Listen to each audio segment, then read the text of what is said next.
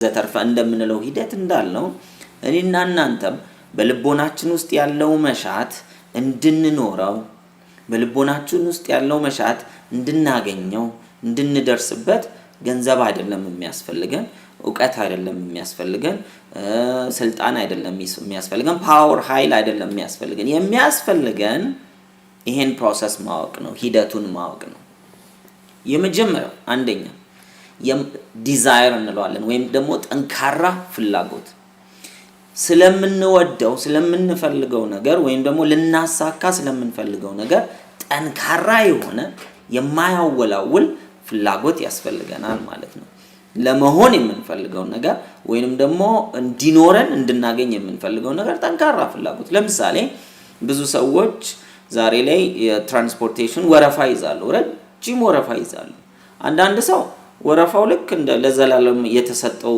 ነገር አድርጎ አይቶ ሁሉ ጊዜ በወረፋው እየተጨቃጨቀ እዛው አካባቢ ይኖራል አንዳንድ ሰው ደግሞ እዛው ወረፋ ላይ ሆኖ አንድ ቀን የራሴ ግሌ መኪና ይኖረኛል ይላል ህልም ማለት የግድ መኪናና ቤት ማለት አይደለም ለምሳሌ ማገልገልም ሊሆን ይችላል መንገድ ላይ ስናልፍ ህፃናት ሲለምኑ የሚያይ ሰው አለ ህፃናት ሲለምኑ አይቶ አንዳንዱ እነዚህ መንግስት ለምንድን ነው የሆነ ነገር ያረጋቸውም ይላል አንዳንዱ ደግሞ ወይኔ ብሎ አዝኖ ይሰጣቸዋል። አንዳንዱ ደግሞ አንድ ቀን እነዚህን ሰዎች መርዳት እችላለሁ፣ አንድ ቀን እነዚህን ልጆች የተሻለ ህይወት እንዲኖሩ ማድረግ እችላለሁ እንኳን ባይሆን እንደው በሆነልኝ ብሎ ጠንካራ የልብ መሻትን ይፈጥራል። ስለዚህ ህልም ከህሊና ወይም ከልቦና ወርዶ ወደ መሬት ላይ እንዲገለጥ ወይም ወደ ጋህዱ ዓለም እንዲመጣ ከፈለገን የመጀመሪያው ሂደቱ ጠንካራ የማያወላውል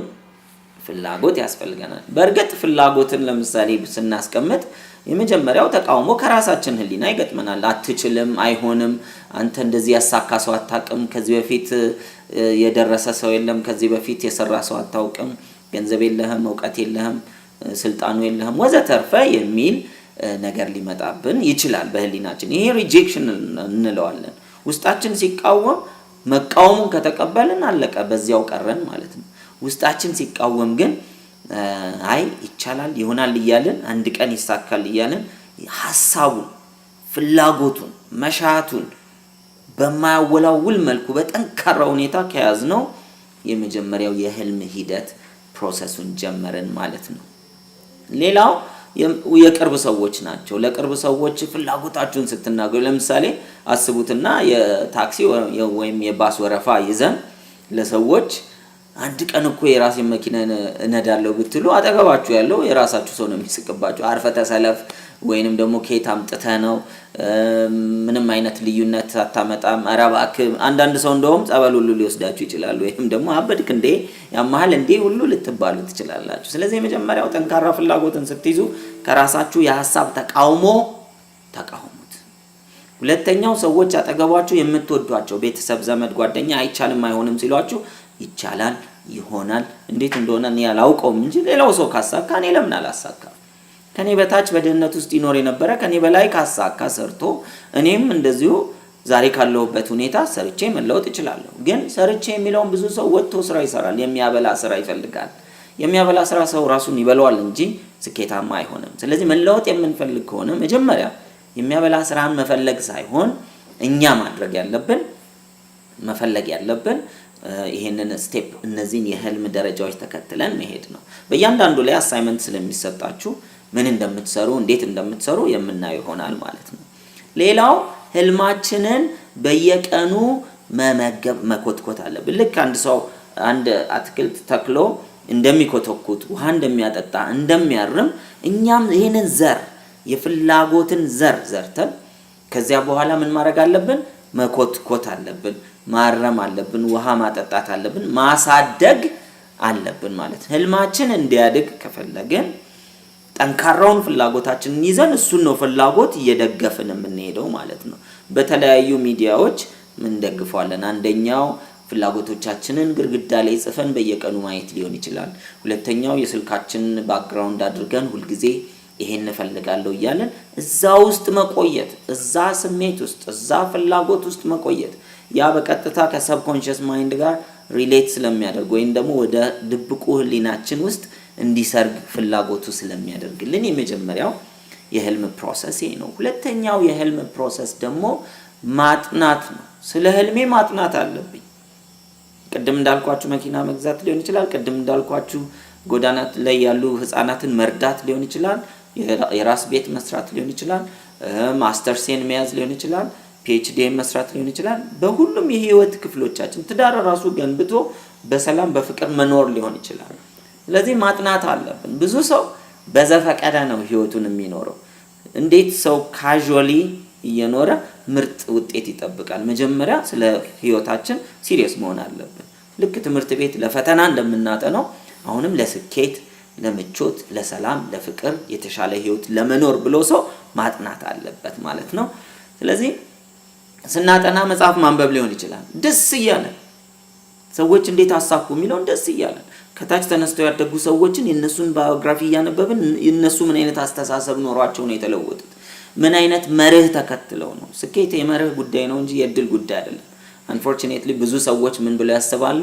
ስኬት እንደ እድል ነው የሚመጣው፣ ስኬት ዘመድ ካለህ ነው፣ ስኬት ካጭበረበርክ ነው። አንዳንድ ሰው እንደውም ካላጭበረበርክ ውጤታማ አትሆንም ብሎ ራሱ ያምናል። ስለዚህ በህይወቱ የተገደበ ነገር ይኖራል ማለት ነው። ንጹህ ነገር ሰርቶ ንጹህ አስቦ ሰዎችን አገልግሎ መለወጥ ይቻላል የሚል እምነት ያስፈልገናል። ስለዚህ መጽሐፍ ማንበብ ሊሆን ይችላል፣ የተሳካላቸውን ሰዎች ማማከር ሊሆን ይችላል፣ እንደዚህ ዳይሬክት የሚያደርጉ ጥሩ አይዲያ የሚሰጡ ሚዲያን መከታተል ሊሆን ይችላል። ይሄንን አሁን ይሄን ሲዲ ራሱ ኦንላይንም የምትከታተሉ በሲዲም የምትከታተሉ ይሄንን የምትወስዱ እንዲህ አይነት ሲዲዎችን እየገዙ ገንዘብ እያወጡ ራስ ላይ ኢንቨስት እያደረጉ ማንበብ ሊሆን ይችላል፣ መጽሐፍ ሊሆን ይችላል፣ ማማከር ሊሆን ይችላል፣ እንደዚሁ ማየት ሊሆን ይችላል። ኦንላይንም ብዙ ሪሶርሶች አሉ ዛሬ ላይ።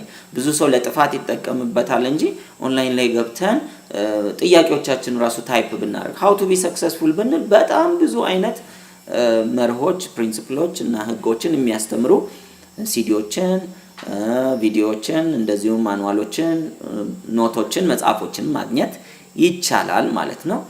ሌላው ስለ ህልማችሁ ስታስቡ እጅግ በጣም ደስ ይበላል። ሰው እኮ ያሰበውን ነገር ከማሳካቱ በፊት አስቀድሞ ነው ሊደሰት የሚገባው። ህፃናትን አይታችሁ እንደሆነ ከነጎዲያ ኳስ እገዛልሃለሁ ብለህ ዛሬ ብትነግረው አንድ ህፃን ዛሬ ነው የሚደሰተው፣ ደስ ይለዋል ምናምን፣ ግን አልተደረገለትም ገና።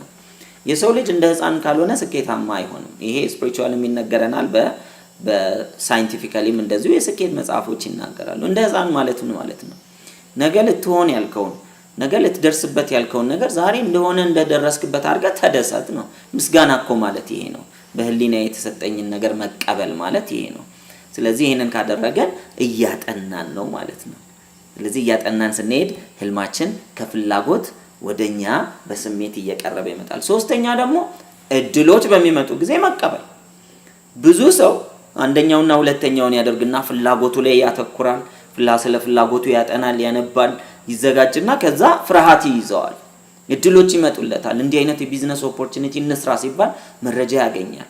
ከሰዎች መረጃ ይመጡላቸዋል። ኦፖርቹኒቲ የምንለው ያሰባችሁትን ነገር ከሐሳብ አውርዶ ወደ መሬት፣ ወደ ተግባር፣ ወደ ገሃዱ ዓለም የሚያመጣልን ማለት ነው። ስለዚህ ኦፖርቹኒቲ እንደመጣ ተቀበሉ።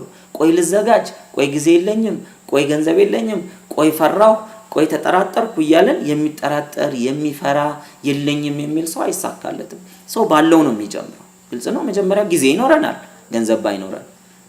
ገንዘብ ባይኖረን ደግሞ ምናልባት እውቀት ይኖረናል። እውቀት ባይኖረን ሰው ይኖረናል። ሰው ባይኖረን የሆነ ችሎታ ይኖረናል። ስለዚህ በጣም ብዙ ነገሮች አሉ። ሰው ባለው ይጀምራል፣ ካለው ላይ ሌላው እየተጨመረለት ይሄ ኦፖርቹኒቲ ሲመጣ ሁሉ ነገር ካልተሟላልኝ አልጀምርም የሚል ልክ እንደምን አይነት ሰው ነው መሰላችሁ? መኪና ይዞ ከአንድ ቦታ ወደ ሌላ ቦታ የሚሄድ ሆኖ አንድ ቦታ ላይ ቀይ መብራት ሲበራ ከዛ ሌሎችም የትራፊክ ላይቶች አሉ። ምናልባት ከተነሳበት እስከሚደርስበት ቦታ 5 የትራፊክ መብራቶች ቢኖሩ አንዱ አረንጓዴ ሲበራ አይ ሌሎቹም ቀይ ስለበሩ አረንጓዴ ካልበሩ ከዚህ አልንቀሳቀስም የሚል ሰው መቼም አይነሳም። ምክንያቱም አንድ ቦታ እንደርሳለን፣ እንቅፋት ይገጥመናል። ምናልባት እንቅፋቱ ያለማወቅ ሊሆን ይችላል። እናውቃለን፣ እንነሳለን፣ አረንጓዴ ይበራል፣ እንሄዳለን ወደሚቀጥለው። የገንዘብ ችግር ይገጥመናል። ከዛ ያንን ችግር ለመፍታት እንሰራለን፣ እንፈተዋለን። እያልን መጨረሻ መድረሻችን ላይ እንደርሳለን እንጂ ሲጀምር ጀምሮ ሳይቆሙ እስከ መጨረሻው ድረስ ቀጥ ባለ መስመር ወደ ስኬት አይኬድም። ስለዚህ ኦፖርቹኒቲ ሲኖር እንጠቀመው፣ እንያዘው፣ አንፍራ። ብዙ ሰዎች ፍርሃት ወደ ኋላ ያደርጋቸዋል፣ አለማወቅ ወደ ኋላ ያደርጋቸዋል። ከነዚህ እንውጣ ነው። ሌላው ማሰብ ያለብን ህልም ማለት የራስ ደስታ ነው። አንዳንድ ሰው ምን ህልሙ ያደርጋል? ጎረቤቱ ቴሌቪዥን ሲገዛ እኔም ቴሌቪዥን ልግዛ ብሎ ላይክ 64 ስለገዛ እኔ 68 ልግዛ ካለ ይሄ ፉክክር ነው። ሰው በፉክክር ህይወቱን ደስተኛ ሊያደርግ አይችልም። እንደውም ሚዝራብል ህይወት ነው የሚኖረው። በፉክክር ብዙ እህቶቻችን ወደ አረብ ሀገር ጭምር ይሄዳሉ። አንድ ቤተሰብ እህቱን ልኮ የውጭ በር ያሰራል፣ ከዛ ቴሌቪዥን ይገዛል፣ ሶፋ ይገዛል። አንቺስ ቁጭ ብለሽ እንዴት በዛ ታስበልጭናለሽ ተብሎ የሚሄዱ እህቶቻችን አሉ። እነሱ መከራ እየበሉ እዚህ ጋር ቴሌቪዥን የሚያዩ ሰዎች አሉ። ብዙም ማቃቸው ማለት ነው በግል።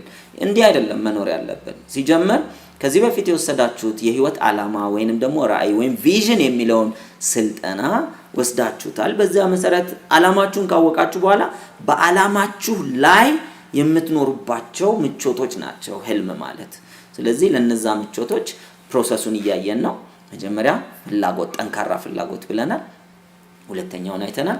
ሶስተኛው ደግሞ ኦፖርቹኒቲ መቀበል ማለት ነው።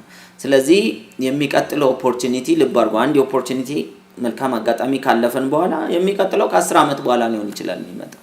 ብዙ ሰዎች እጅግ በጣም የሚገራርሙ እድሎቻቸውን በመፍራት በማራዘም አልችልም በማለት ባለማወቅ አጥፍተውታል። ስለዚህ ከዛሬ ጀምሮ ይሄንን ትሬኒንግ ከወሰዳችሁ በኋላ በመናያቸው የድሪም ፎርማቶች የራሳችን ህልሞች ቀርጸን ኦፖርቹኒቲ ሲመጣ መጠቀም የህልም ፕሮሰስ ነው። የሚቀጥለው አራተኛው ስኪል ነው፣ ክህሎት። የተለያዩ ህልሞች የተለያዩ ክህሎቶችን ይገነባሉ።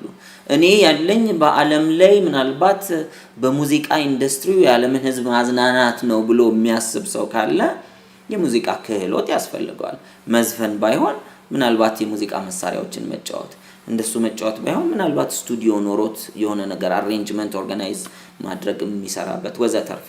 በስዕልም ከሆነ የስዕል፣ በስፖርት ከሆነ የስፖርት፣ በትምህርት ከሆነ የትምህርት የተለያዩ ክህሎትንና እውቀትን ማዳበር አለብን። ስለዚህ ለህልማችን የሚያስፈልገውን እውቀት እኔ ግን ትምህርት አልወድም ብሎ አንድ ሰው ወደ ኋላ ቢል ይሄ ምን ማለት ነው? ምግብ መብላት የሚፈልግ ግን እጁን ታጥቦ እጁን አንስቶ ጠቅልሎ እንጀራውን ለመጉረስ ግን እኔ ይደብረኛል መጠቅለልና መጉረስ ብሎ የማይበላ ሰው ይሆናል ማለት ነው። ስለዚህ ማንኛውም ፍላጎት ስነ ስርዓት አለው፣ ዲሲፕሊን አለው። ያንን ዲሲፕሊን የመውደድ ልምምድ ነው ክህሎት እንድናዳብር የሚያደርገን። ስለዚህ በህይወታችሁ ለምትፈልጉት ነገር ምን ያስፈልጋል ብላችሁ እወቁ። ያ ነገር ላይኖራችሁ ይችላል ዛሬ።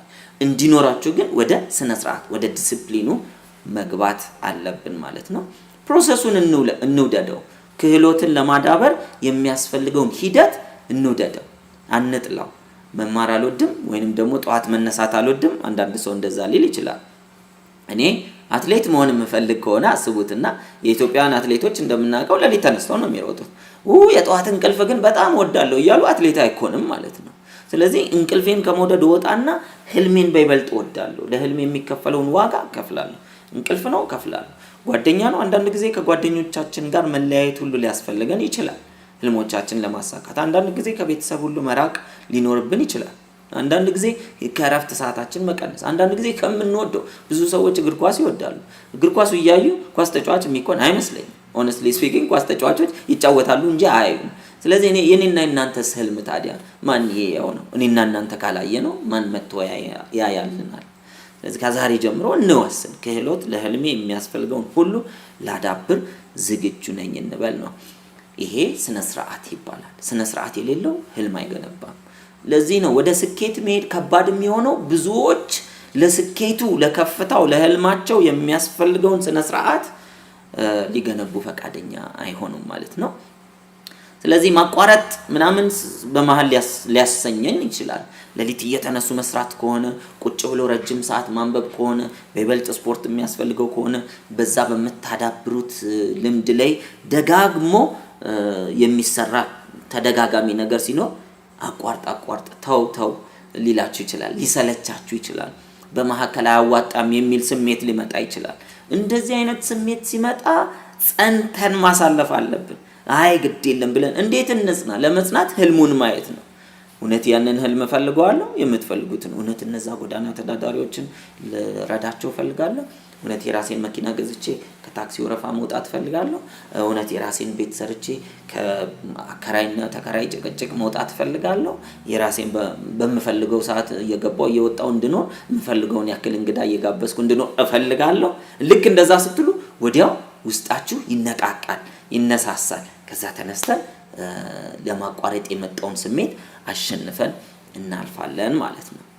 የሚቀጥለው አምስተኛው የህልምን ሂደት እያየን ነው። ስለዚህ የህልምን ሂደት ከመጀመሪያው ከጠንካራ ፍላጎት ጀምረን እየገነባን ስንሄድ ቻሌንጅ ወይም ደግሞ ፈተና ከስኬት በፊት እንደሚመጣ ማወቅ አለብን። የብዙ ሰው ችግሩ ብዙ ነገር ይጀምራል። ጀምሮ ግን ከመጨረሱ በፊት ፈተና ሲገጥመው ያቋርጥና ቆይ ይሄ ፈተና በዛበት ብሎ ሌላ ነገር ይጀምራል። የተወሰነ ይሰራል፣ ይቀጥላል፣ ፈተና ይገጥመዋል። ፈተናው ሲገጥመው ይሄም መከራ አለው ብሎ ያቋርጣል። ብዙ ነገር ሞካሪዎች አንድም የማይጨርሱ ሰዎች ይሆናሉ። በህይወታቸው ወዳቂዎች እንላቸዋለን ማለት ነው። ፈተና በሁሉም የህይወት ዘርፍ አለ። ስለዚህ ለማሳካት የምንፈልገው ነገር አንዴ ካስቀመጥን በኋላ እዚያ ጋር እስክንደርስ ድረስ እየደገምን መሞከር ነው። ምን ሞክረው የተሻለ ሙከራ እያደረግን በቀጥታ እየሄድን እንመጣለን። ከመውደቅ በኋላ መነሳት ይኖራል። በእንደዚህ አይነት የምትፈልጉት ቦታ ላይ መድረስ ይቻላል ማለት ነው። በግሌ ትዝ ይለኛል አሁን የምትወስዱት አይነት ስልጠና ከዚህ በፊት የምሰራው በቀጥተኛ ሽያጭ ውስጥ መጀመሪያ ገብቼ ልሰራ ስል ባለቤቴ ያልተቀበለችኝም፣ እናቴ ያልተቀበለችኝም፣ ወንድሞቼ ጓደኞቼ ያልተቀበሉኝም። ለብዙ ሰዎች ስነግራቸው እንደዚህ ሰርተን በወር 50,000 ብር 100,000 ብር ይገኛል እንስራ ብዬ ስላቸው እኔ 2,000 ብር ደሞዝተኛ ሆኜ ነው ልብ አድርጉ።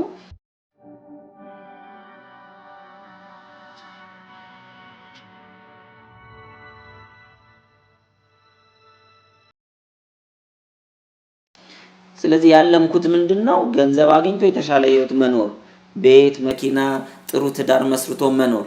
ለባለቤቴም እንደዚሁ ስነግራት በጭራሽ አልተቀበሉ።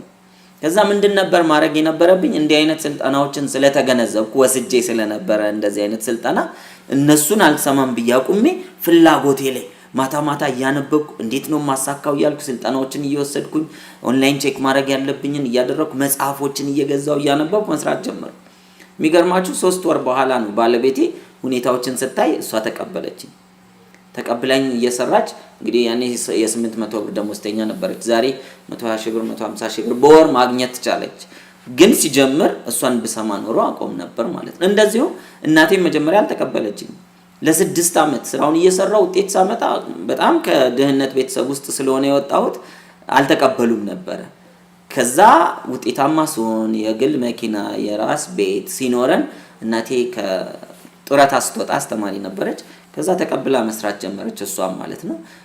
ማንኛውም ሰው የሚሰራው ስራ ስለሆነ ቀጥተኛ ሽያጭ እንደምታውቁት ከዛ 10 ወር አልፈጀባትም የግሏን መኪና ስትሸለም ማለት ነው ከኢንዱስትሪው ላይ። ስለዚህ ሰዎች ዛሬ ሪጀክት ሊያደርጓችሁ ወይም ደግሞ ሊቃወሟችሁ ይችላሉ።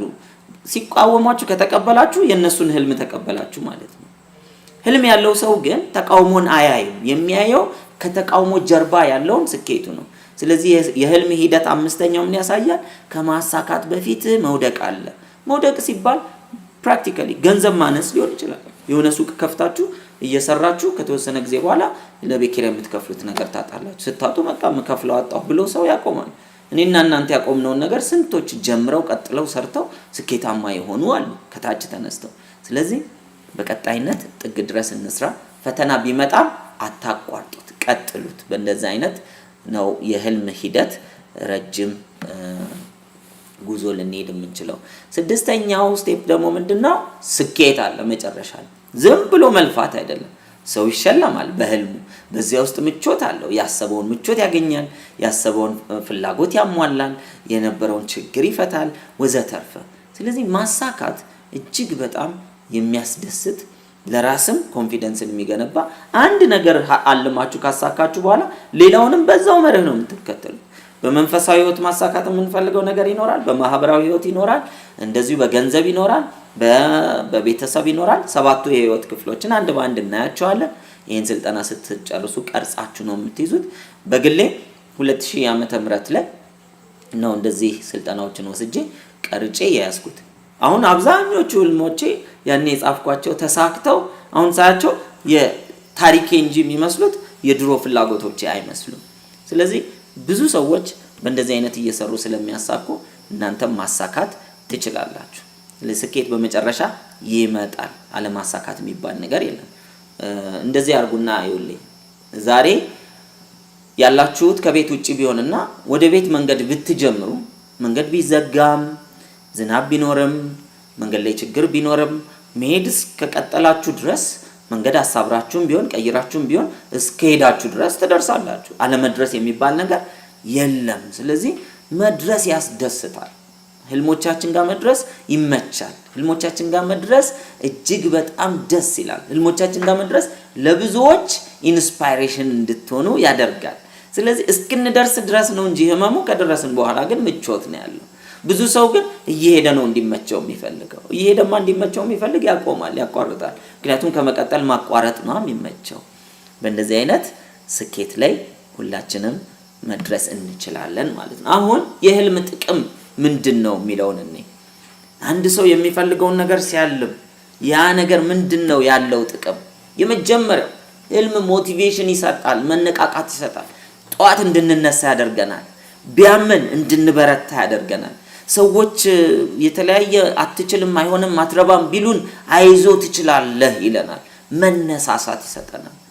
ከሰዓት በኋላ ደከመኝ፣ ማታ ሰለቸኝ፣ ጠዋት እነሳ ሰውነቴን ተጫጭኖታል እያለ መኖርና መሞት መካከል እንድንኖር ሳይሆን ሁሌ ንቁ፣ ሁሌ ኢነርጄቲክ፣ ሁሌ ፓወርፉል እንድንሆን አጠገባችን ላሉ ሰዎች ራሱ ቅመም እንድንሆን ያደርገናል። አይዞ ትችላለህ ምን ለሌሎች ሰዎች እንሆናለን። ልብ አድርጉ፣ ካሳካን በኋላ አይደለም። ህልም ገና ሳናሳካው መነቃቃትን ይሰጣል። የመጀመሪያው ይሄ ነው። ስለዚህ በህይወታችሁ ዛሬ ላይ ነው ይደብረኛል፣ ሞራል የለኝም፣ ብዙም ውስጤ አይነሳሳም፣ ወይም ደግሞ አንድ ነገር ጀምሬ አልጨርስም አቋርጣለሁ የሚል ችግር ያለባችሁ ማግኘት ያለብን መፍትሄው ትክክለኛ መፍትሄ ከህልማችን ነው። ስለዚህ ህልማችሁን በዚህ ስልጠና መሰረት ስትቀርጹ ሁሉ ጊዜ ንቁ፣ ሁሉ ጊዜ የተበረታታችሁ፣ ሁሉ ጊዜ ሞቲቬትድ ይሆናችሁ ትሆናላችሁ። ሁለተኛው ድፍረት ይሰጣል። ህልም ያለው ሰው ኢትዮጵያውያን እኮ ጣሊያንን ሲያስወጡ በህልም ነው እንጂ በሂሳብ አይደለም። በሂሳብ ቢሰራ ኢትዮጵያ ስንት ክላሽ አላት ወይም ደግሞ ስንት ታንክ አላት፣ ጣሊያን ስንት አለው እየተባለ ቢሰራ ኖሮ እኮ ጦርነቱ አይጀመርም ነበር። ኢትዮጵያውያን ህልም ነው ያላቸው። ህልማቸው ምንድነው? በነፃነት መኖር፣ የራስን መብት ራስ እየወሰኑ መኖር፣ ሀበሻ ተከብሮ ታላቅነቱን አስከብሮ መኖር የሚል ህልም ነበራቸው ነው። በወቅቱ የነበሩት ኢትዮጵያውያን እንደዛ አይነት ህልም ስለነበራቸው ለዚህ ነው ምን ሰጣቸው? ድፍረት። ታንክ ላይ እኮ ጎራዴና ጦር ይዘው ታንኩ እየተኮሰ ወደ ታንኩ መሮጥ ማለት መቼም እንደዚህ አይነት ድፍረት አለ ህልም ከየት ይመጣል? ስለዚህ ዛሬ እኔና እናንተ መቼም ስለ ጦርነት አይደለም የምናወራው፣ የተሻለ ህይወት ስለመኖር፣ ለሌሎች ስለመድረስ፣ ጥሩ ስለመዝናናት፣ ጥሩ ስለመማር፣ ለቤተሰብ ጥሩ ሰው ሆኖ ስለማለፍ ወዘተርፈ እነዚህን እና ሌሎችን በልባችሁ የምታስቡትን ነገር ካሰብን ህልምን እንደዚህ በተባሉት ነገሮች ኖት እየያዛችሁ እየጻፋችሁ ካደረጋችሁ የሚገርም ድፍረት ይኖራችኋል ማለት ነው። ስለዚህ እኔ ውስጤ ፈሪ ነው የሚል ሰው ድፍረትን ከፈለገ ይሄንን ስልጠና ይተግብረው። ሶስተኛው ጽናት ነው። ጀምሮ ማቋረጥ የመቀጠል ችግር ያለበት ሰው ሁሉ ቀጥሎ መሄድ ከፈለገ የሚያስቀጥል ነዳጅ ያስፈልጋል። ነዳጅ የሚሰጠን ምንድነው? ህልማችን ነው። ህልም ከሌለው ግን አንድ ሰው እንዳልኳችሁ ነው፣ ቤት ለመድረስ ብዙም ያን ያክል የማይፈልግ ሰው መንገድ ላይ እየሄደ ጓደኛው ጠልፎት ጓደኛው ቤት ሊያድር ይችላል። ቤት የሚሄድ ግን ጠንካራ ፍላጎት ያለው ህልም ያለው ምን ያደርጋል? ማንም መንገድ ላይ ሊጠልፈው አይችልም፣ ቤቱ እስኪደርስ ድረስ ይሄዳል። ወደ ህልምም እንደዚህ ነው ማለት ነው። አራተኛው መሪ እንድንሆን ያደርገናል። ሰዎች ላይ ተጽዕኖ አሳድረን ብዙ ሰዎች እኛ የምንለውን ሰምተው ተቀብለው የምናደርገውን እያደረጉ እንዲሄዱ መሪ እንድንሆን። መሪ ሲባል መቼም የፖለቲካ መሪን እንዳታስቡልኝ፣ እዚህ ስለ ፖለቲክስ አይደለም የምናወራው። በዚህ ስልጠና ላይ በዋነኛነት የምናወራው ስለ ግል ህይወታችን ነው። ስለዚህ በቤተሰባችን ውስጥ ተጽዕኖ ፈጥረን ሰላም፣ ፍቅር የሰፈነበት የሚያድግ ቤተሰብ እንዲኖር፣ በምንሰራበት ስራ አካባቢ ተጽዕኖ ፈጣሪዎች ሆነን ብዙ ተቀባይነት ማግኘት እንድንችል፣ በማህበራዊ ህይወታችንም በገቢ ህይወታችንም ትንሽ ቢዝነስ ብንፈጥር ብዙ ደንበኞች ላይ ተጽዕኖ መፍጠር እንድንችል። ተጽዕኖ መፍጠር ክህሎት ነው። ያን ክህሎት እንድናዳብር እድሉን የሚያቀርብልን ደግሞ ድሪም ነው። በዚህ ስልጠና አዳምጣችሁ ስትጨርሱ ያንዳንዱን ህልሞቻችን እንዴት እንደምንቀርጽና ቀርጻችሁ ጨርሳችሁ ደግሞ የምታሳኩበትን ዘዴ ስለምናይ ሁላችንም አሳክተን እንገናኛለን። አምስተኛው ህልም የሚሰጠን ጥቅም ምንድነው? ቫልዩ ነው።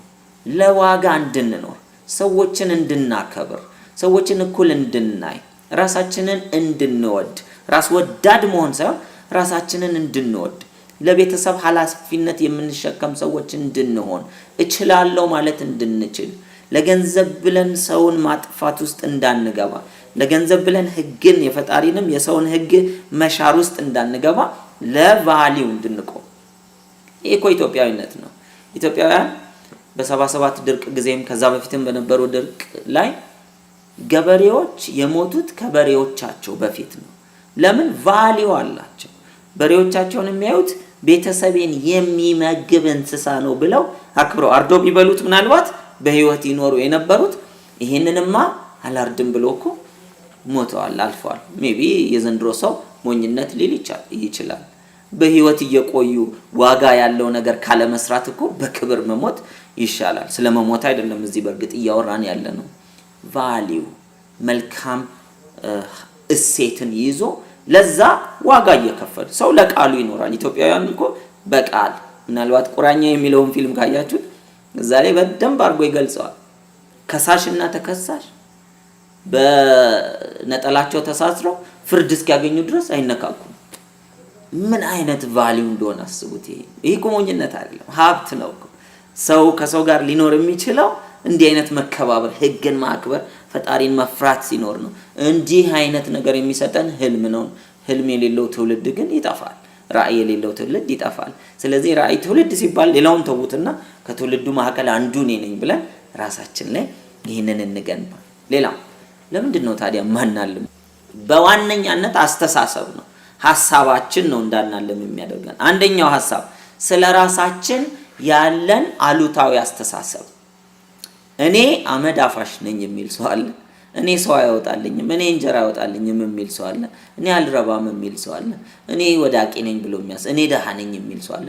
ራሱ እኔ ወፍራም ነኝ፣ እኔ ቀጭን ነኝ፣ እኔ አጭር ነኝ፣ እኔ ወጣት ነኝ፣ እኔ ሽማግሌ ነኝ፣ እኔ ገና ነኝ፣ እኔ ደግሞ ጊዜ አልፎብኛል ወዘተርፈ። ብቻ ሰው የማያስቀምጠው ነገር የለም። ሰበብ ማለት ነው። ሲጀምር መጀመሪያ ማክበር ያለብን እኛነታችንን። ሰው ራሱን ማክበር እንዴት ያክብር? በዓለም ላይ አንድ ዩኒክ ሰው አንተ ነህ፣ አንቺ ነሽ፣ እኔ ነኝ። ስለዚህ ተመሳሳይ የለም።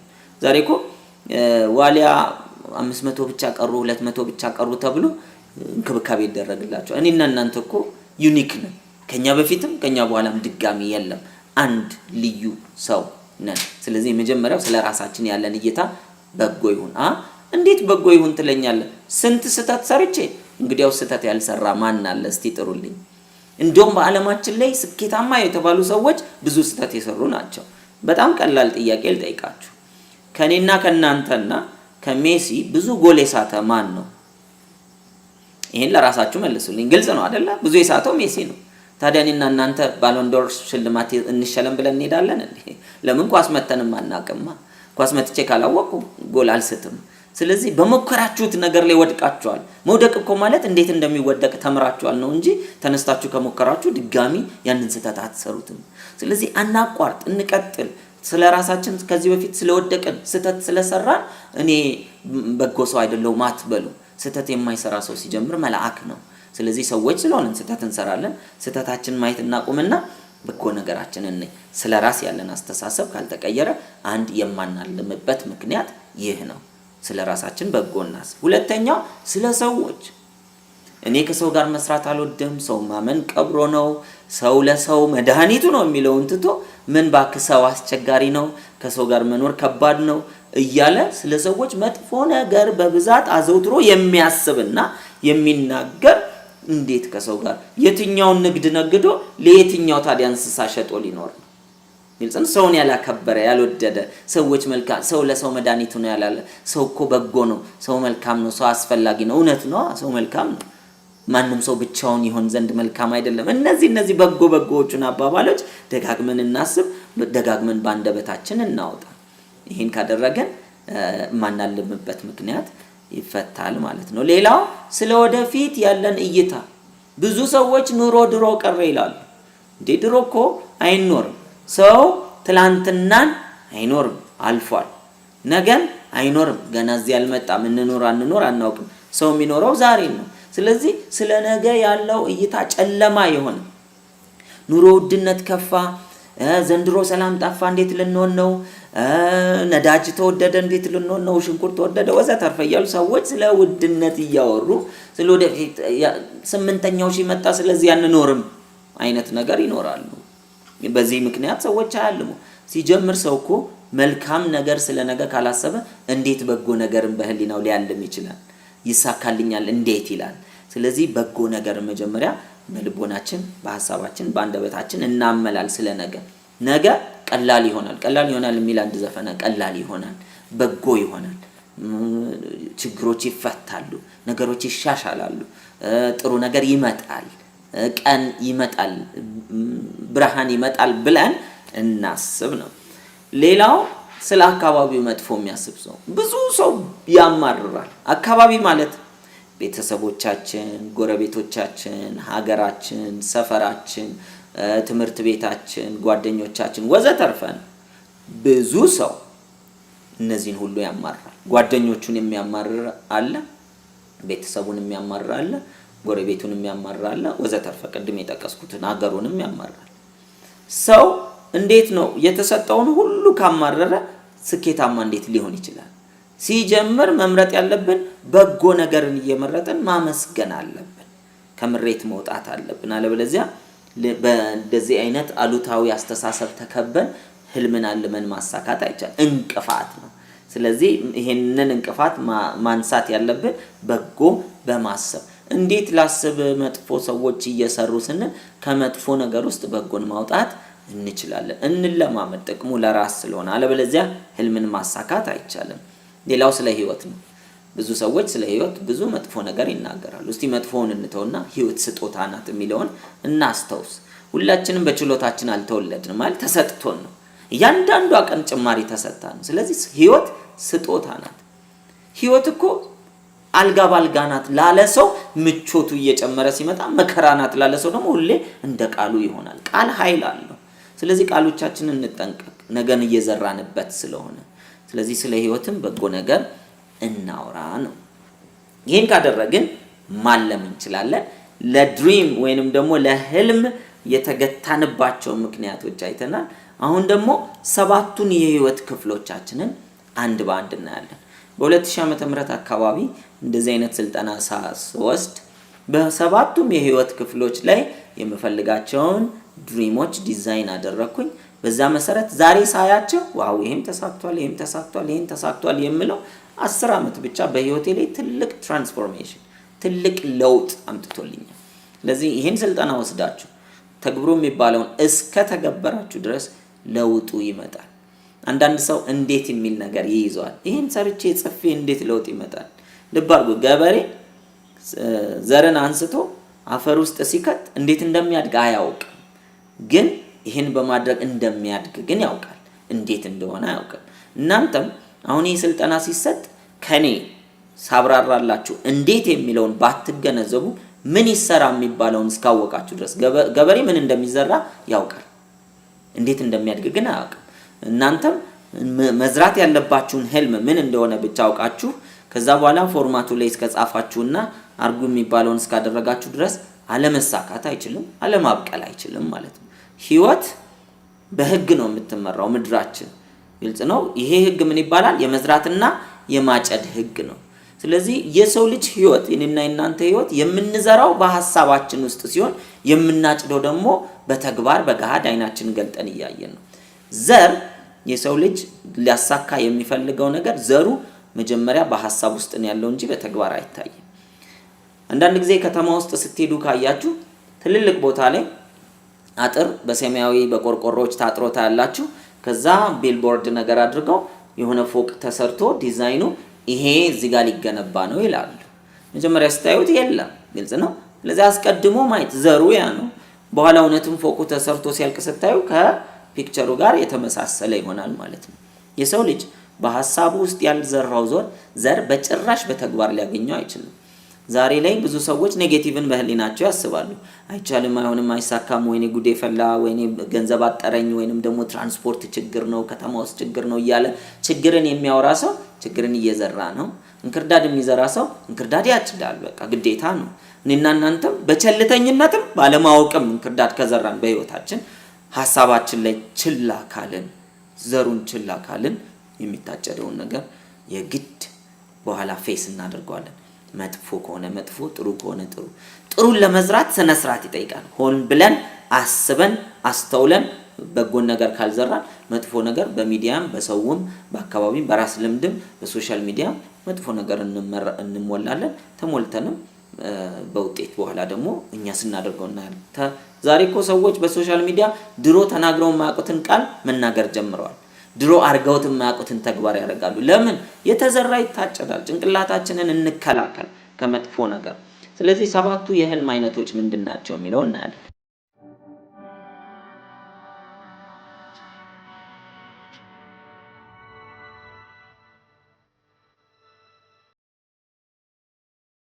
የመጀመሪያው የገቢ ህልም። ምን አይነት ገቢ ያስገባው መኖር ነው የምፈልገው? ምን አይነት ስራስ ነው የምፈልገው? ልብ አድርጉ፣ ፍላጎት ነው። ምን አይነት ገቢ ማስገባት እችላለሁ ብዬ አምናለሁ አይደለም። ፍላጎታችሁን ጻፉ። አይቻልም ብሎ ውስጣችሁ ቢያምንም ግን ከፈለገ ፍላጎትን አስቀምጡ። ፍላጎት በልባችን ውስጥ ያለ ስጦታ ነው ፈጣሪ የሰጠን። ማንም በብቃቱ ፍላጎት አያመጣም፣ በጎ ፍላጎት። ስለዚህ በጎ ፍላጎት እስካላችሁ ድረስ አትፍሩት። የፈጣሪ ስጦታ ነው። ፈጣሪ የሆነ ነገር እንድንሰራው እንድንፈልግ ሲያደርግ የምንሰራበትን መንገድ አመቻችቷል፣ እኛ እናየውም እንጂ። ስለዚህ ፍላጎታችሁን አስቀምጡ። የመጀመሪያው በገቢ ህይወት፣ የገቢ ህይወት ምን እየሰራው መኖር ነው የምፈልገው? ምን ያክል ገቢ በየወሩ በየአመቱ ባገኝ ደስ ይለኛል የሚለው በፒክቸር በጽሁፍ። ሁለተኛው ደግሞ ቤተሰብ፣ የቤተሰብ ፍላጎት። ምን ያክል ልጆች እንዲኖሩኝ እፈልጋለሁ? ምን አይነት ቦታ ነው መኖር የምፈልገው? ምን አይነት ቤት መገንባት እፈልጋለሁ? ከቤተሰብ ጋር ምን አይነት መዝናናት እፈልጋለሁ? ምን አይነት ፍቅር፣ ምን አይነት ሰላም እንዲኖረኝ እፈልጋለሁ የሚለውን አስቀምጡ። የቤተሰብ ህልም የምንለው። ሶስተኛው የእውቀት ህልም። የእውቀት ህልም የምንለው እኔና እናንተ የምንፈልገው የእውቀት ደረጃ ይኖራል። አንደኛው እውቀት የፎርማል ኤጁኬሽን እውቀት ነው። ኤሌመንተሪ፣ ሃይ ስኩል፣ ኮሌጅ ብለን ዲፕሎማ፣ ዲግሪ፣ ማስተርስ፣ ፒኤችዲ፣ ፕሮፌሰር መሆን ድረስ ወዘተርፈ። ግልጽ ነው። እነዚህን ሌቭሎች፣ ይሄ ፎርማል ነው። ሌላው ደግሞ ከፎርማል ኤጁኬሽን ውጪ የምንፈልጋቸው እውቀቶች ምንድን ናቸው? መጽሐፍ አንባቢ መሆን ነው? ደራሲ መሆን ነው? ወይንስ አጫጭር የተለያዩ ኮርሶችን መማር ነው? ወዘተርፈ የምትፈልጓቸውን የእውቀት አይነት ጻፉ። ፍላጎታውን የምትችሉትን አላውቅም፣ ይሄኛው ውድ ስለሆነ አልችልም ተምሬ አትበሉ። ግልጽ ነው። የሰው ልጅ የሚሰጠው ፈጣሪ ነው። ፈጣሪ ደግሞ ለሁላችን ሊሰጥ ዝግጁ ነው። አንኳኩ ይከፈታል ነው የተባለው። ማንኳኳት ነው። ይሄንን አሁን የምናሳያችሁ ፕሮሰስ ድሪምን መጻፍ ማለት ለማንኳኳት። ብዙ ሰው የሚፈልገውን ነገር እንኳን አጠያየቁን አያውቁም። የምትጠይቁትን አታውቁም ብሎናል ፈጣሪ። አጠያየቅ እንዴት እንደሆነ አናውቅም። ለምሳሌ ጸሎት እንኳን ሲያደርግ ሰው በተለያየ እምነት፣ ለምሳሌ የቤት ኪራይ ቸግሮት ስለሆነ ብዙ ጊዜ የቤት ኪራይ ምሳሌ የሚመጣልኝ ብዙ ጊዜ ቸግሮኝ ስለሚያውቅ ነው። የቤት ኪራይ ከሆነ ችግሩን እንዴት ነው የሚያወራው? አደራህን እንደው ይሄንን ወር እንኳን እንደምንም ብዬ ቤት ኪራይን በከፈልኩ ማለት በጭንቀት ውስጥ ነው። ጸሎት ወይም ጥያቄ ለፈጣሪ የሚደርሰው በምስጋና ውስጥ ነው። አንተ ታውቃለህ፣ ከዚህ በፊት የከፈልከውን ከዚህ በኋላ አንተ ታደርገዋለህ በሚል በመሙላት ውስጥ በእርግጠኝነት ስሜት ውስጥ ስንጠይቅ እምነት ይባላል። እምነት ደግሞ ላመነ ሁሉ ይደረግለታል ተብለናል። ስለዚህ እነዚህን አሁን የምናሰራችሁ ነገሮች የምትሰሩበት ምክንያት እንደምትፈልጉት ያክል እንድታምኑ ነው። ብዙ ሰው ፍላጎቱ እዚህ ነው፣ እምነቱ ግን እዚህ ታች ነው። ሰው ደግሞ የፈለገውን ሳይሆን የሚያገኘው ያመነውን። ስለዚህ እምነታችንን ለማስተካከል ነው እነዚህን ስቴፖች የምንሰራው። ስንሰራቸው ተራ ናቸው፣ ቀላል ናቸው፣ ግን ትልቅ ለውጥ ያመጣሉ በውስጣችን። ምን እንደማለት ነው? አንድ ሰው ስንዴና እንክርዳድ እዚህ ጋር ብትሰጡት ምናልባት እንክርዳድን ዘርቶ ከዛ እንክርዳድን አውጥቶ ስንዴን ማስገባት ስታዩት ፕሮሰሱ በጣም ቀላል ነው። ነገር ግን የሚታጨደውን ውጤት ሁሉ ለውጠናል ማለት ነው። ስለዚህ ሰው ካለ መብላት ወደ መብላት ይመጣል ማለት ነው። ዘሩን ቀይሮ በእግር ከመሄድ በመኪና ይሄዳል ማለት ነው። ዘሩን ቀይሮ ራሱን ብቻ ከመርዳት ብዙዎችን ሰብስቦ የሚያበላ ሰው ይሆናል ዘሩን ቀይሮ። ስለዚህ ይሄ ትልቅ ፕሮሰስ ስለሆነ እጅግ በጣም አተኩረን እንጠቀምበት፣ ወሳኝ ነው። የሚቀጥለው ጤና ነው። ጤናን የሰው ልጅ አስቦ መጠበቅ አለበት። ብዙዎቻችን መቼም ስለ ጤና ስናወራ ጤና ማለት ምን ማለት ነው ሲባል በቃ በሽታ ካልያዘ ጤነኛ ነህ፣ እንደዚህ አይነት ጤነኝነት የለም። ጤና ማለት ኢነርጂ ነው፣ ኃይል ነው፣ ጉልበት ነው፣ አቅም ነው፣ ደስታ ነው፣ ምቾት ነው፣ እንቅልፍ ነው፣ በደንብ ማረፍ መቻል ነው፣ ጤነኛ ፍላጎት መኖር ነው፣ በቂ የምግብ ፍላጎት መኖር ነው፣ የሰውነት እንቅስቃሴ ነው ወዘተርፈ። የበሽታ አለመኖር ብቻ አይደለም። ስለዚህ ጤና ምን አይነት ጤና እንዲኖረኝ እፈልጋለሁ? ምን አይነት የሰውነት አቋም እንዲኖረኝ እፈልጋለሁ? ምን ያክል ኪሎ ግራም ላይ እንደሆነ እፈልጋለሁ? ለጤናዬ ምን ተግባራት እያደረኩ መኖር እፈልጋለሁ? ልብ አድርጉ፣ ጥያቄዎቼ እንዳለ ፍላጎት ነው። ግልጽ ነው፣ ፍላጎት ነው። የምትፈልጉትን ውጤት በፍላጎት መልክ ታስቀምጡታላችሁ ማለት ነው። የሚቀጥለው ማህበራዊ ህይወት። ምን አይነት ማህበራዊ ህይወት እንዲኖራችሁ ትፈልጋላችሁ? ይሄ እጅግ በጣም ወሳኝ ነው። ማህበራዊ ህይወት ኳስ ከጓደኞቻችሁ ጋር የጤና ቡድን አዋቅሮ መጫወት ነው የምትፈልጉት? ወይንስ በሰፈር ውስጥ የሆነ ማህበር አቋቁሞ በዛ ማህበር የተጎዱ ሰዎችን መርዳት ነው የምትፈልጉት? በማህበር በወር አንድ ጊዜ በአመት አንድ ጊዜ የሆነ ቦታ እየተዝናኑ መምጣት? ምን አይነት ማህበራዊ ህይወት ነው የምትፈልጉት?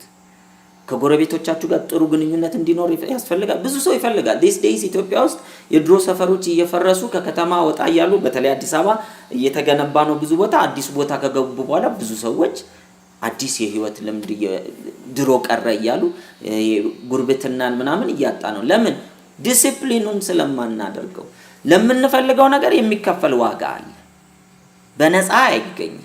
አንዱ አንኳኩቶ መጠየቅ ነው። ለምሳሌ አዲስ ኮንዶሚኒየም ውስጥ ከገባው በግራና በቀኝ ያሉትን አንኳኩቶ ጤና ይስጥልኝ ጎረቤታችሁ በጎረቤት ስለምወድ እንገናኝ፣ ኮሙኒኬት እናድርግ፣ እነማን ናችሁ እንተዋወቅ ብሎ በእንደዚህ አይነት ኮሙኒኬት ማድረግ። ነገር ግን ልብ አድርጉ፣ አሁንም ፍርሃት ካለ ማን ይሆን እዛ ቤት ያለው ምን ይሉኝ ይሆን የሚል ፍርሃት፣ ኔጌቲቭ አስተሳሰብ ያለው ሰው በጭራሽ አያደርገው። ስለዚህ ከሚፈልገው ነገር ይልቅ የማይፈልገውን ህይወት እየተገደበ ለብቻ ብቸኝነትን ይኖራል ማለት ነው። ብቸኝነትን ፈልጎት ከሆነ አንድ ሰው ወዶት ከሆነ እኮ ችግር የለውም። ሳንፈልግ ግን ከሆነ እየከሰርን ነው ማለት ነው። በህይወታችን ያለን ማክሲመም 70 አመት ነው። አብዛኞቻችን ከዛ በታች ነው የምንኖረው። በዛች 70 አመት ውስጥ የሚያስደስተንን ነገር ለመኖር ለሚያስደስተን ነገር የሚያስፈልገንን ነገር መስራት አለብን። ለዚያ ነው የሚያስደስተንን አውቀን ለሚያስደስተን የሚያስፈልገውን ለመስራት ዲሲፕሊን ውስጥ ለመግባት ይህን ስልጠና እየወሰድን ያለነው። ከማህበራዊ ህይወት ቀጥሎ ደግሞ መንፈሳዊ ህይወት ነው። በመንፈሳዊ ህይወት ምን አይነት ሰው መሆን ትፈልጋለህ? ምን አይነት ሰው መሆን ትፈልጋለሽ? እንደየ ሃይማኖታችሁ። ብዙ ሰው ራሱን ያማራል። እኔ እኮ ደካማ ነኝ፣ እኔ እኮ ሰነፍ ነኝ። ለምንድን ነው በሁሉ ነገር ላይ ሰነፍ ነኝ ሰነፍ ነኝ ሰነፍ ነኝ ሰነፍ ነኝ እኮ ዘር ሆነ። ስለዚህ ስንፍናን እንኖራለን። ሰው ደግሞ ሰነፍ ከሆነ ለራሱም ለፈጣሪም ለሀገሩም አይመችም። ስለዚህ ያንን ስንፍና ወደ ጉብዝና እንድንቀይር ድፍረት የሚሰጠን ተባብለናል አይደል? ጽናትን ጥንካሬን የሚሰጠን ተባብለናል። ምንድነው? ህልም ነው። ሞቲቬሽን፣ መነቃቃት፣ አይዞ በርታ በልበል የሚለውን ስሜት የሚሰጠን ህልም ነው። ስለዚህ ህልምን ይህን ስልጠና አውቆ ለራስ ጽፎ ቀርጾ ይዞ በልብ ውስጥ ያመላለሱ የመኖሪያን ዘዴ መገንዘብ በህይወት ትልቅ ነገር ነው። እኔ አንዳንድ ጊዜ ምን አለበት ኤሌመንተሪ ሃይ ስኩል ይሄን በተማርን እላለሁ። እኔና ባለቤቴ 5 ልጆች አሉንና ለልጆቻችን ይሄንን አሁኑኑ ነው የምናስተምራቸው። ህልሞቻቸውን እንዲያውቁ እናደርጋለን፣ ማንነታቸውን እንዲገነዘቡ እናደርጋለን፣ አላማ እንዲኖራቸው እናደርጋለን። አሁኑ በየሳምንቱ ፕሮግራም አለን። ይሄንን እየሰሩ እንደኔ በስተርጅና እንዲያውቁ አልፈልግም። ስለዚህ ይሄንንም ሲዲ ያዘጋጀን ያለነው ትውልዱ በእንደዚህ አይነት ራሱን ቀርጾ ኖሮ ስኬታማ እንዲሆን ነው። ያ የሚያስደስት ነገር ነው። ስለዚህ ሁላችንም ያለንን ነገር እየወረወረን መሄድ አለብን። ልብ አድርጉ፣ የሰው ልጅ የሚመስለው በህሊና ውስጥ ያለውን ሐሳቡን ነው። ሐሳቡን ካልቀየረ፣ ሐሳቡ ላይ ካልሰራ፣ መቀየር ብቻ አይደለም ካልሰራ ለውጥ ያመጣ። ልክ እንደዚህ አድርጋችሁ አስቡት። አንድ ሰው ቦዲ ቢልድ ማድረግ ፈለገ። ቦዲ ቢልድ ማድረግ ከፈለገ ምናልባት ጂም ይሄድና ዳምፔል ማንሳት ከሆነ ደጋግሞ የሚያሰራው ምን ነው? ሊገነባ የሚያስፈልገው ነገር ራሱን ነው ደጋግመን የምናሰራው ጡንቻው። ይሄንን ሰርቼ ይሄ ሊያድግ እንኳን አይችልም። ሁለቱንም እኩል ማሰራት አለብኝ። ደረቴ እንዲያድግም ከፈለኩኝ እንደዚሁ ማለት ነው። ልክ እንደዛ የኔና የናንተ ማስተሳሰብ እንዲቀየር ከፈለግን ብረት የምናስነሳው እንደው ብረት ማንሳት ባይባልም የምናሰራው አስተሳሰብ ነው። ይሄን ቁጭ ብላችሁ ስታዳምጡ ሊትራሊ ምን እያደረጋችሁ ነው? ለህሊና ምግብ እየመገባችሁ ነው። በአንድ ቀን መግቦ ለዘላለም፣ በአንድ ቀን ብረት አንስቶ ለዘላለም ጡንቻ ማግኘት የሚባል ነገር የለም። በተደጋጋሚ ምግብ በቀን 3 እንደምንበላው ህሊናችን በቀን አንድ ጊዜ 5 ደቂቃ ብንመግበው ይበቃዋል።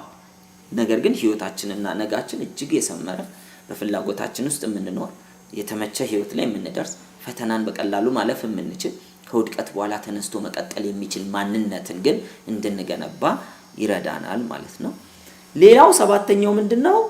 ከዚህ በፊት የወሰዳችሁት ስልጠና አለ።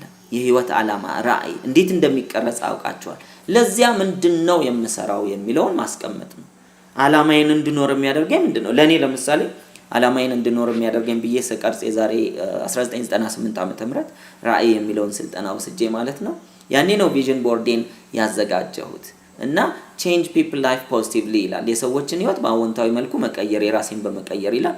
አንድ እንዲህ አይነት ሲዲዎችን እየቀረጹ ለሰዎች ማቅረብ ነው። ከዚህ በፊት 3-4 አካባቢ አቅርቤያለሁ። በመጽሐፍ 2 መጽሐፎችን ጽፌያለሁ። ይሄንን የምነግራችሁ ምንድነው? መጀመሪያ ላይ ምንም አልነበረኝም። እንኳን ሲዲ ለማሳተም በቀን 3 ጊዜ መብላት ከባድ ጥያቄ ነበር በቤታችን። ለማለም ብር አያስፈልግም ፍላጎት እንጂ። ያን ደግሞ ፈጣሪ በነፃ ሰጥቶናል። ህሊናችን የሚሰራ ሆኖ ስለተወለደ ፈጣሪን ማመስገን አለብን። ትልቅ ስጦታ ነው እሱ የተሰጠን። ስለዚህ እንጠቀምበት። ካልተጠቀምንበት እኮ ስንሞት እንጠየቃለን። በኋላ ምን ሰራበት ሲባል ኮፍያ ያረኩበት ምናምን ልንል ነው በኋላ። ወይም አሪፍ ፀጉሬን ተቆረጥኩበት። ጭንቅላት ከዛ በላይ ካልሰራ ከስረናል። ስለዚህ የሰው ልጅ አሰበ የሚባለው ወጥቶ ሰርቶ ስለመጣ ሳይሆን የሚፈልገውን ነገር እሱን ዲዛይን አድርጎ ህሊና ውስጥ አስቀምጦ ዘርቶ አምኖ ለዛ ሰርቶ ማሳካት ነው። ምን ትሰራላችሁ የሚለውን ሌላ ስልጠና ይኖረናል። በሌላ ሲዲ ተወስዱታላችሁ ማለት ነው። ማይንዳችን እንዴት ፕሮግራም አድርገን ወደ ተግባር እናመጣለን። ገንዘብ ነው ገንዘብ፣ ፍቅር ነው ፍቅር፣ ሰላም ነው ሰላም፣ ምን ፈልገውን ሁሉ ልናገኝበት የምንችልበት። ከዚህ በላይ ያለውን ይሄን ህሊናችንን ሰብኮንሺየስ ማይንዳችንን ሰዎች ማክሲመም ተጠቀሙ የሚባለው 2% ድረስ ነው። ሌላው 98% እኮ እየባከነ ነው። እንዲህ አይነት ስልጠና ስትወስዱ ወደዛች ወደ 2% እያደጋችሁ ትመጡና የሚገራርም ስኬት። ሊያውም 2% ተጠቀም የሚባለው ትልልቅ ዓለማችን ላይ ተአምር የሰሩ ሰዎችን ነው ተጠቀሙ የሚባለው። እኔና እናንተም ዛሬ ካለንበት ህሊናችንን አሰርተን ለማደግ ይሄን የሚባለው ነገር ተግብሩት። ህይወታችሁ ላይመለስ ይቀየራል ወደምትፈልጉት ከፍታ ማለት ነው። ስለዚህ በራእዬ መስራት የምፈልገው የሚለው ሲዲ ነው፣ ዌብሳይት ነው፣ ትሬኒንጎችን መስጠት ነው፣ ስልጠናዎችን በዓለም አቀፍ ደረጃ እየዞልኩኝ አሰለጥናለሁ የተለያዩ ሀገሮች ላይ። ስጀምር ግን እነዚህ ነገሮች በህሊናዬ ሳስቀምጥ ስጽፈው ፍላጎቱን አመንኩት እንጂ እንዴት አድርጌ የሚሆንበትን መንገድ አላውቀውም ነበር። ሰው መንገድን አውቆ አይደለም ፍላጎትን የሚያስቀምጠው። ፍላጎቱን ሲያውቅ መንገዱን ይፈልግና ያገኛል። መንገዱን ደግሞ ፈጣሪ ይሰጠናል። ለዚህ ነው ሰው ያስባል እግዚአብሔር ይፈጽማል ነው የሚለው የፈጣሪ ቃል። ስለዚህ አፈጻጸም የሱ ነው፣ መንገዱን ማሳየት የሱ ነው። ያሳየናል። ግን ለገሌ ወዶት ያሳየዋል፣ ለገሌ ደግሞ ያሳየው የሚባል ነገር የለም። ፈጣሪ ለሁሉም እኩል ነው እድል የሚሰጠው። እድሉ ሲመጣ የማይጠቀም ሰው ግን በኋላ ቢያማርር ተጠያቂ ራሱ ነው የሚሆነው። 7 የህልም አይነቶችን አንድ በአንድ አይተናቸዋል። እነዚህ የህልም አይነቶቻችንን አንድ በአንድ እንዴት አድርገን እናዘጋጃለን የሚለውን እናያለን። አሁን ድሪማችንን ወይም ህልማችንን ስናዘጋጅ የተለያዩ ስቴፖች አሉ። የመጀመሪያው የምታዘጋጁት የህልም ሰሌዳ ወይንም ደግሞ ድሪም ቦርድ ይባላል።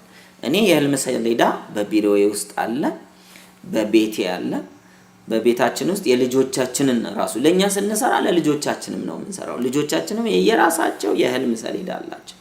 እንድንሆን የምንፈልገውን፣ እንድናገኝ የምንፈልገውን፣ እንድናገለግል የምንፈልገውን ነገር በሰባቱም የህይወት ክፍል በፒክቸር አድርጎ ማስቀመጥ ምናልባት ለሰው ሲሆን ሞኝነት ሊመስላችሁ ይችላል።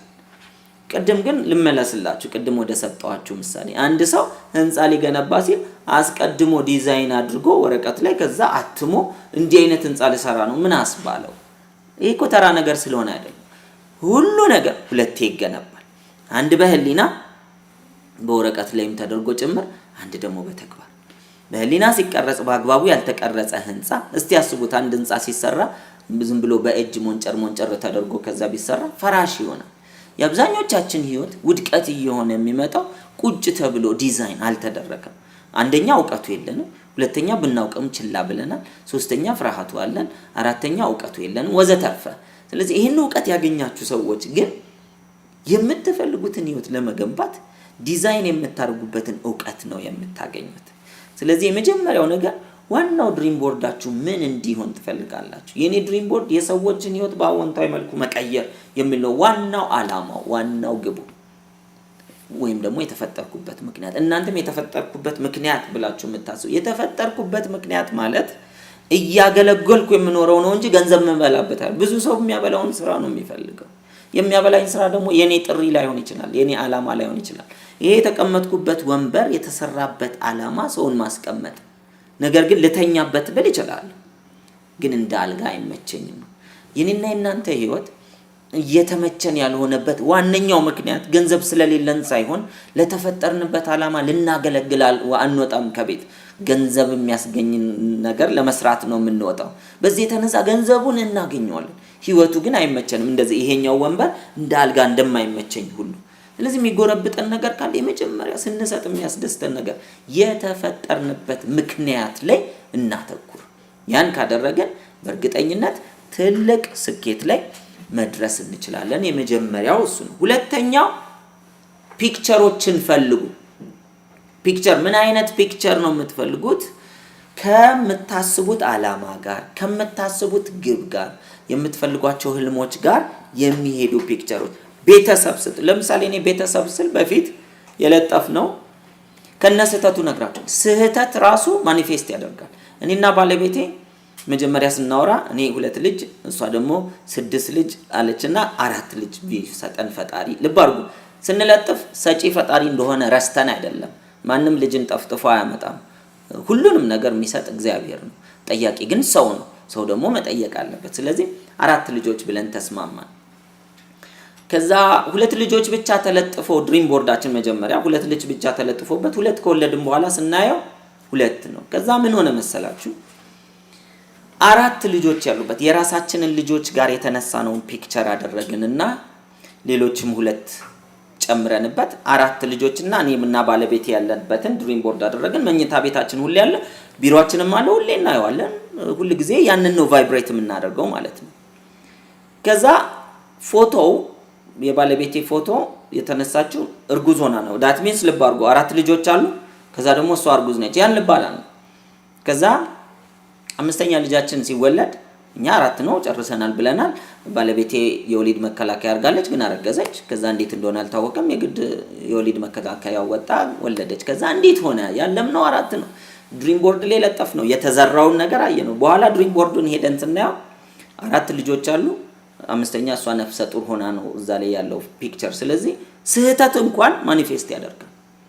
የምትለጥፉት ነገር ከለሩ፣ አይነቱ፣ መጠኑ፣ ቦታው ባክግራውንድ ላይ ያሉትን በፒክቸር ውስጥ የሚገኙትን ነገሮች አንድ በአንድ እዩዋቸው። ግን ይሄ ምንድነው እንደዚህ አይነት ፓወርፉል ነገር የሚለውን ስዕሉ አይደለም። የሰው ልጅ ደጋግሞ የሚያየውን ፒክቸር በዛ አይነት ነገር ቫይብሬት ያደርጋል። እምነቱ ወደዛ ይለወጣል። ስለዚህ ሰዎች ደጋግሞ እምነታቸው የሚያዩት ነገር የሚለውጣቸው ከሆነ የምታዩቸውን ስዕሎች ተጠንቀቁ። የምታዩቸውን ሶሻል ሚዲያ ላይ ደጋግማችሁ የምታዩትን ፒክቸር ተጠንቀቁ። ህይወታችሁ ላይ ለውጥ ማምጣት ከፈለጋችሁ ደጋግማችሁ የምታዩትን ፒክቸር ማዘጋጀት። ለዚህ ነው ስዕሎች ምረጡ። በሰባቱም የህይወት ክፍላችሁ ላይ ጎግል ላይ ገብታችሁ ሰርች እያደረጋችሁ የምትፈልጉት። ለምሳሌ አንድ ሰው መኖር የሚፈልገው አፓርትመንት ላይ ከሆነ አፓርትመንት ብሎ ገብቶ ቼክ ያድርግ። ቪላ ውስጥ ከሆነ ቪላ ብሎ ቼክ ያድርግ። ከከተማ ወጣ ያለ ቦታ ከሆነ ከከተማ ወጣ ያለ ቦታ ላይ ያሉ ቤቶችን ፈልጉ። ከለሩ፣ አይነቱ ከናንተ ጋር የሚሄድ ይሄን ስትፈልጉ ባካችሁ እንደ ጥፋት አትዩት። አንድ ሰው ቤት ሊሰራ ሲል ህንጻ ሊገነባ ሲል ቁጭ ብሎ በአርኪቴክቶች በኢንጂነሮች መጀመሪያ ወረቀት ላይ 3 ወር 4 ወር 6 ወር አራ ተነስና ቆፍርና ስራ በሚባለው ሰዓት ላይ ዋናው ስራ ይሄ ነው ተብሎ ያንዳንዷ ቼክ ተደርጋ ተሰርቶ አልቆ ራሱ መጀመሪያ ምን ይደረጋል? ኮንሰልታንት ያየዋል እና ኮሬክሽን ሁሉ ይደረግለታል ገና ወረቀት ላይ ወደ መሬት ሳይወርድ። እኔና እናንተ ኮሮጠን ህይወታችን መሬት እያወረድን ነው እየተበላሸብን ያለው። አሁን አንስራ አይደለም ግን ቢያንስ 2 ቀን ቁጭ በሉና ስለ ቪዥናችሁ ስለ ድሪማችሁ መሰራት ያለበትን ነገር ጨርሱና አሁን ማስተር ፕላኑ አርቋል ብላችሁ ብትሄዱ አቋም ያላችሁ ሰዎች ትሆናላችሁ። አቅጣጫ ያላችሁ ሰዎች፣ የመጣ ንፋስ ሁሉ የማይወስደን ሰው እንሆናለን ማለት ነው። ስለዚህ ፒክቸሮችን በእንደዚህ አይነት ዳውንሎድ አድርጉ ከመጽሔትም ላይ ግን ቸላ ብላችሁ በቸልተኝነት ሳይሆን የሚጠቅሟችሁን አይነት አድርጉ። ከዛ የሚቀጥለው እነሱን ፕሪንት አድርጓቸው ወይም ቆርጣችሁ አውጧቸው። የሚቀጥለው ደግሞ ከነሱ ጋር ተመሳሳይ ነገር ጻፉ። ለምሳሌ አንደኛው እንዳልኳችሁ 4 ልጅ እንዲኖሩት 2 ልጅ እንዲኖሩት የሚፈልግ ሰው ባል ሚስት እና 2 ልጆች አድርጉ። 2 ልጆች ያለው ቤተሰብ በፍቅር በሰላም የተገነባ ቤተሰብ እንደገነባ ስለረዳኝ አመሰግናለሁ ብላችሁ ጻፉ። አሁን አንዳንድ ሰው ግራ ይገባዋል። እንዴ ገና ያልተሰራውን ነገር እንዴት ነው እንደተሰራ አድርጌ የምጽፈው? አንድ ቃል ያዙልኝ። ላለው ይጨመርለታል። ብዙ ሰው ላለው ይጨመርለታል ሲባል አንድ ፎቅ ካለው ሌላ ፎቅ ፈጣሪ ይሰጣል አይነት ነገር ነው የተገነዘብነው። ይሄ ስህተት ነው። ላለው ማለት በህሊናዬ ውስጥ አለኝ ብሎ ላመነ ተደርጎልኛል ብሎ ላመነ በተግባር ይሰጣል ነው። ስለዚህ አንድ ላለው ይጨመርለታል የሚለውን ያዙልኝ። ሁለተኛው ደግሞ ማየት ማመን ነው የሚለውን ይልኝ። ብዙ ሰው እንደዚህ አሁን እንደዚህ ነገር እየነካካው ማለት ነው አይቼ ይሄ የማየው ነገር እምነቴ ነው። ማየት ማመን ነው፣ እንደሱ አይደለም። ማየት ማለት አይኔን ጨፍኜ በህሊናዬ ውስጥ ያንን የምፈልገውን ቤተሰብ አባት፣ እናት፣ ልጆች ብዬ በፍቅር አብሮ ሲኖሩ የማየው ነገር እሱ ማየት አይን ጨፍኖ ማየት ነው እምነት የሚባለው። ስለዚህ እምነታችሁን ማስተካከል ትፈልጋላችሁ? ፍላጎታችሁ እዚህ ነው፣ ከፍተኛ ነው፣ ትልቅ ነው፣ ብዙ ነው? እምነት እዚህ ጋር ነው። እምነት ከፍላጎት እኩል እንዲሆን ከፈለግን ማየት ማመን ነው።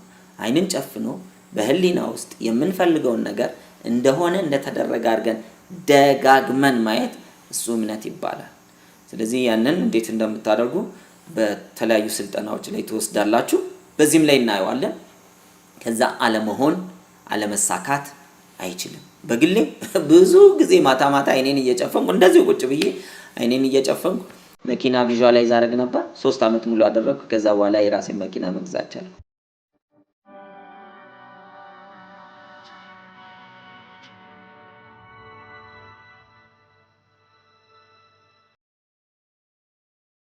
አይኔን ጨፍኜ የቤት ኪራይ እየተቸገርኩ ኪራይ ቤት ውስጥ ቁጭ ብዬ የራሴ ቤት ውስጥ ስገባ ስወጣ የነበረ 5 አመት ነው የፈጀብኝ የራሴን ግራውንድ ፕላስ 3 ቤት ለመስራት።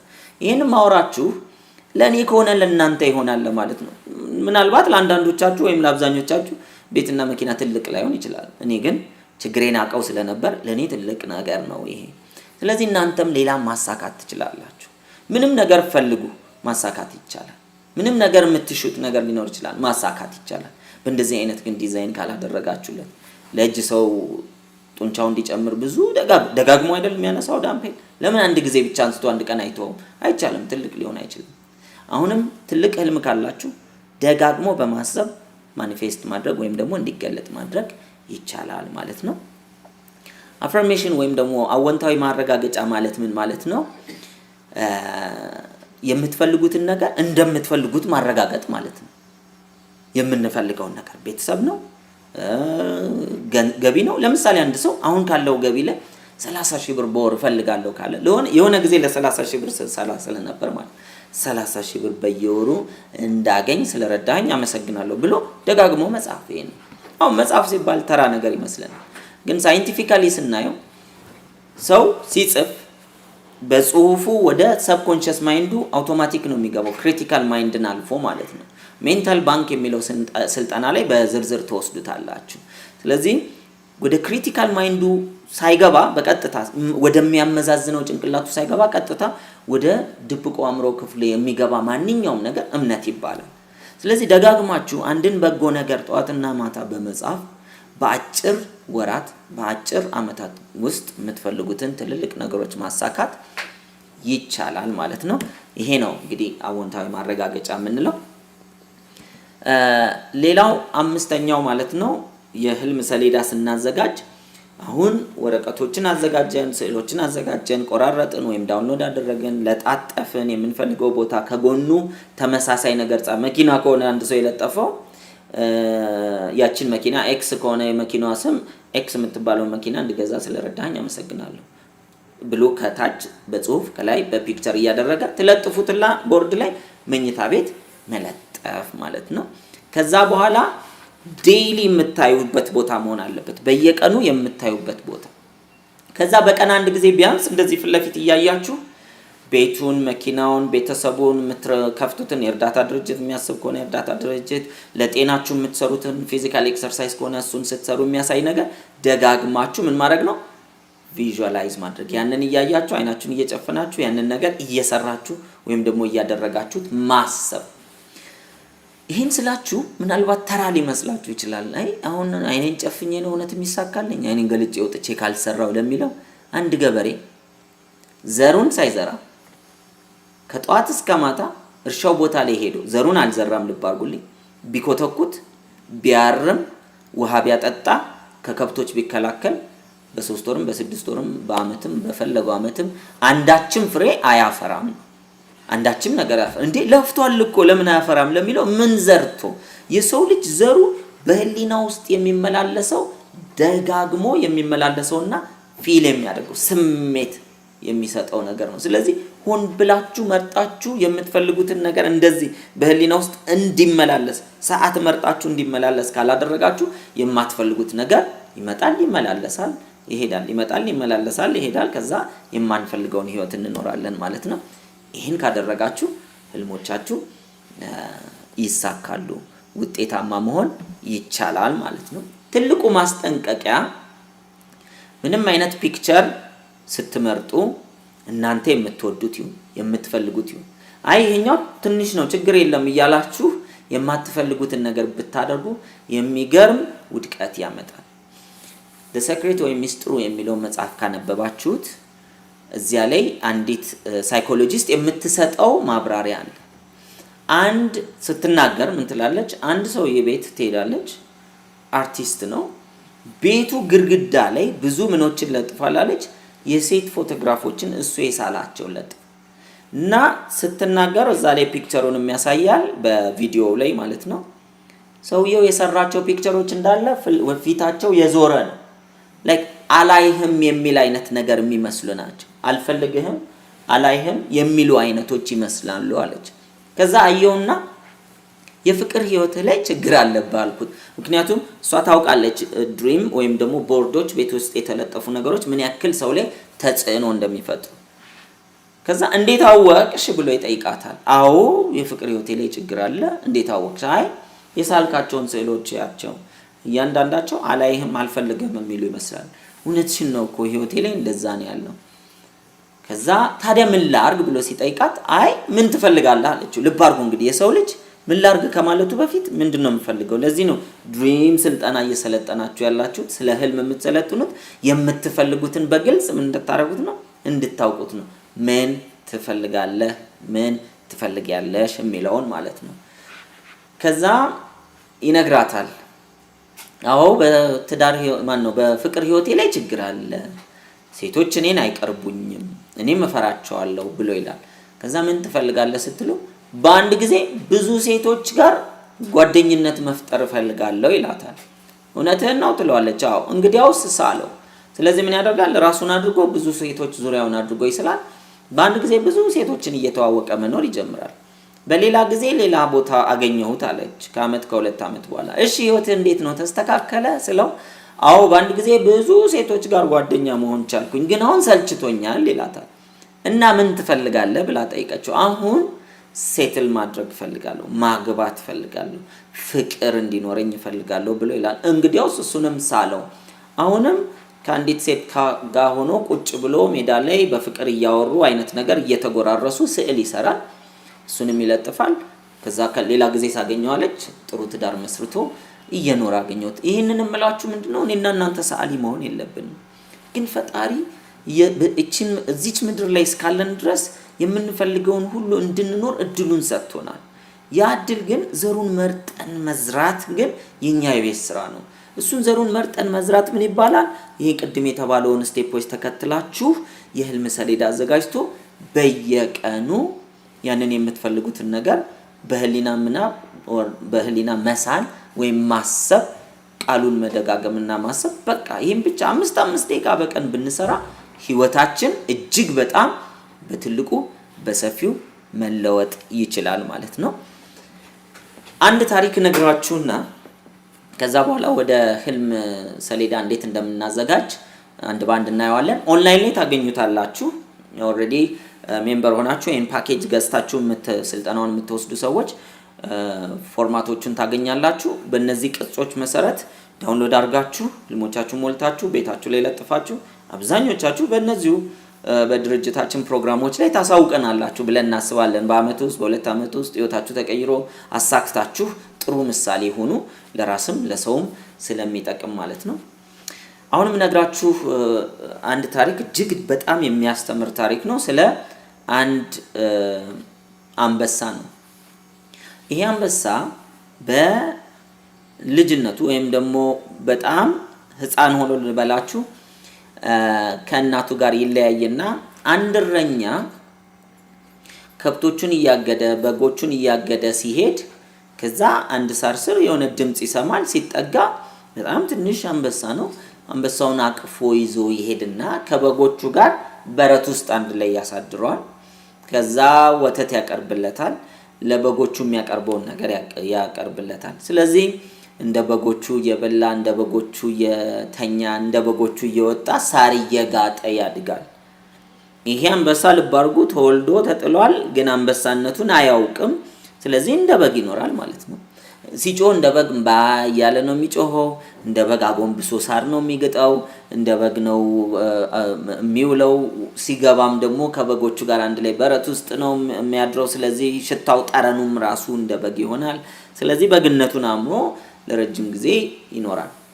አንድ ቀን በጎቹ ራቅ ወዳለ ቦታ ይሄዱና ይሄም አንበሳ በግነቱን የሚያውቀው አንበሳ እሱም ከነሱ ጋር አንድ ላይ እያጋጠ ሄዶ ከሩቅ አንድ የሆነ የሚያስገመግም ድምጽ ይሰማል። አንበሳ እያገሳ ድንገት ብቅ ይላል። ብቅ ሲል በጎቹ ምን መጣብን ብለው ስለሚያውቁ የጫካው ንጉስ መሆኑን ስለሚያውቁ ከያዛቸው እንደሚበላቸው ስለሚያውቁ ሁሉም በርግገው ወደ ቤት ይሮጣሉ። ይሄም እንደ በግ ያደገው እንደ በግ የሚጮኸው እንደ በግ የሚሸተው እንደ በግ ሳር የሚገጣው ተነስቶ ከነሱ ጋር ምን መጣብኝ ብሎ እየሮጠ ይሄዳል። በኋላ ይሸሸጋሉ። ከዛ ምንድነው ብሎ በጎቹን ሲጠይቃቸው አይ የጫካው ንጉስ እኮ አንበሳ ነው አላየሁም ይሉታል። አዋይቻለሁ በጣም የሚያስፈራ ነው ከያዘ እኮ ይበላናል ይሉታል። ይበላናል ኦኬ አላውቅም ነበረ። መፍራት ይጀምራል ማለት ነው እሱ። ከዛ እንደገና አንድ ቀን ወደ ወንዝ ውስጥ ሄደው ወንዝ ነበር ውሃ የሚጠጡት።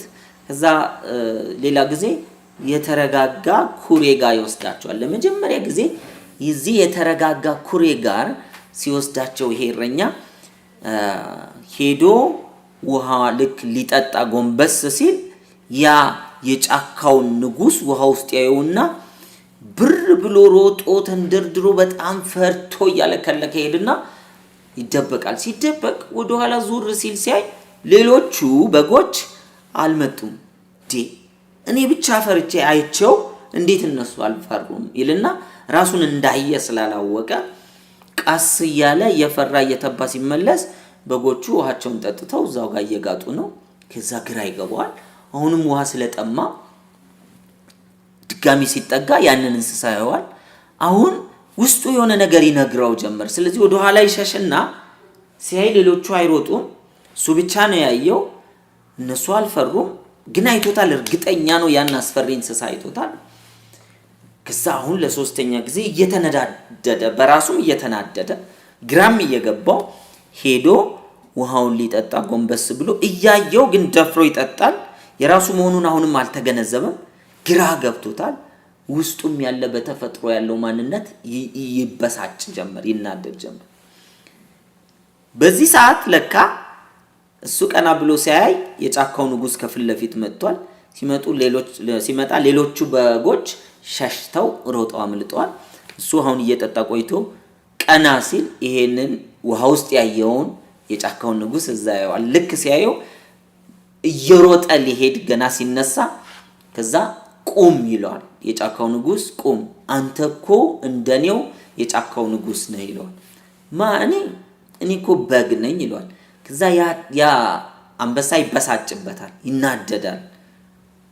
አንተ አንበሳ ነህ ካላመንከኝ ጩህ ይለዋል። ከዛ በኋላ ድምጹን ሊያወጣ ይሞክርና ሊጮህ ሲል እምባ የሚለው ድምጽ ይወጣል። ሲወጣ ያ የጫካው ንጉስ ይበልጥ ይናደዳል። አንተ አንበሳ ነህ፣ ስለዚህ እንደ አንበሳ ጩህ። አሁንም እምባ ይላል። ድጋሚ ጩህ፣ እምባ ይላል። አሁን ጩህ ባለው ቁጥር እየደጋገመ ማንነቱን መፈለግ ይጀምራል ይሄ አንበሳ። ከዛ ተበሳጭ። ሲበሳጭ በል ያለ የሌለ ኃይልህን ሰብስብና ጩህ አንተ አንበሳ ነህ ሲለው ከዛ ከዚህ በፊት ሰምቶት የማያውቀው የራሱ የሚያስገመግም ያ የጫካው ንጉስ ብሎ የሸሸው አይነት ድምጽ ይወጣል። ከዛ ይገርመዋል። ውሃ ውስጥ ያየኸው ራስህን ነው ብሎ ይነግረዋል። አንተ የጫካው ንጉስ ነህ፣ አሁን ሁለት ምርጫ አለህ ይለዋል። አንደኛው ከኔ ጋር ወደ ጫካ ትመጣለህ፣ በነፃነትና በንግስና ትኖራለህ፣ የራስህን ቤተሰብ መስርተህ ትኖራለህ። ሁለተኛው ምርጫ ደግሞ ወደ እረኛው ጋር ትሄዳለህ። ስለዚህ ምግብ ይቀርብልሃል፣ እየታገድክ ትኖራለህ፣ በሰዎች ቁጥጥር ስር ሆነህ ትኖራለህ ሲለው አንበሳው አሁን ይሄኛው አንበሳ ራሱን ማንነቱን ያወቀው ሆዱ ይባባል። እዚህ ምቾት አለ፣ በረት አለው፣ ጓደኞች አሉት፣ ሲርበውም ጭምር ሳር የሚያቀርብለት እንትን አለው፣ እረኛ አለው። ወደ ጫካው ደግሞ መሄድ ራሱ አሳዶ ነው የሚበላው። አሳዶ መብላት ካልቻለ መራብ ይኖራል። ነገር ግን ደግሞ ንግስና አለ፣ ማንነትን፣ አንበሳነትን መኖር አለ። ወደ ኋላ ቢመለስ ምቾት አለው፣ ግን በግነትን ነው የሚኖረው እንጂ ማንነቱን አይኖርም።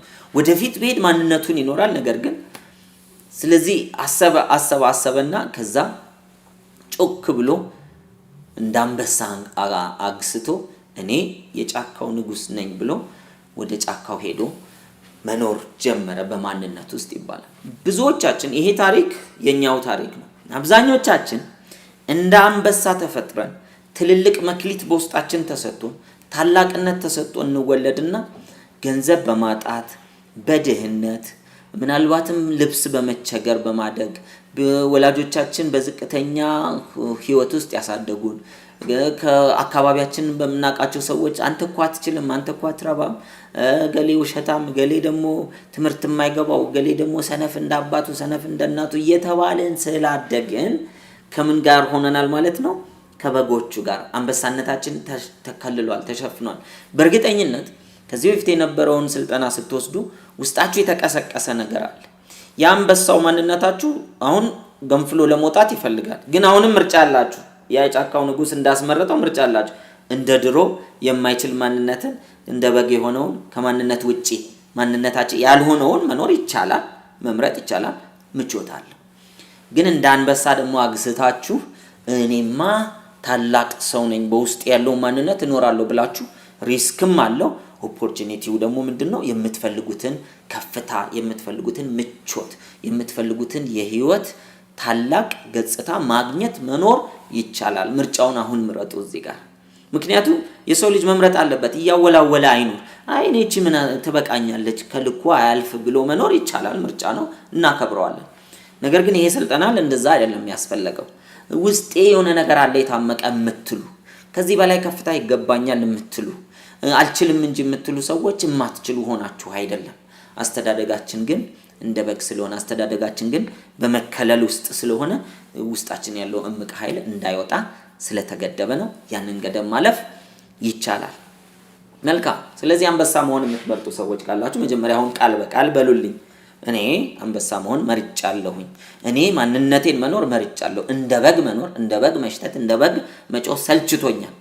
ከዛ ወጥቼ የራሴን ታላቅነት ለምትሉ ሰዎች የህልም ሰሌዳዎቻችሁን የምታዘጋጁበት ፎርማት ከኦንላይን ላይም ዳውንሎድ የምታደርጉበት የህልም ሰሌዳ አለ።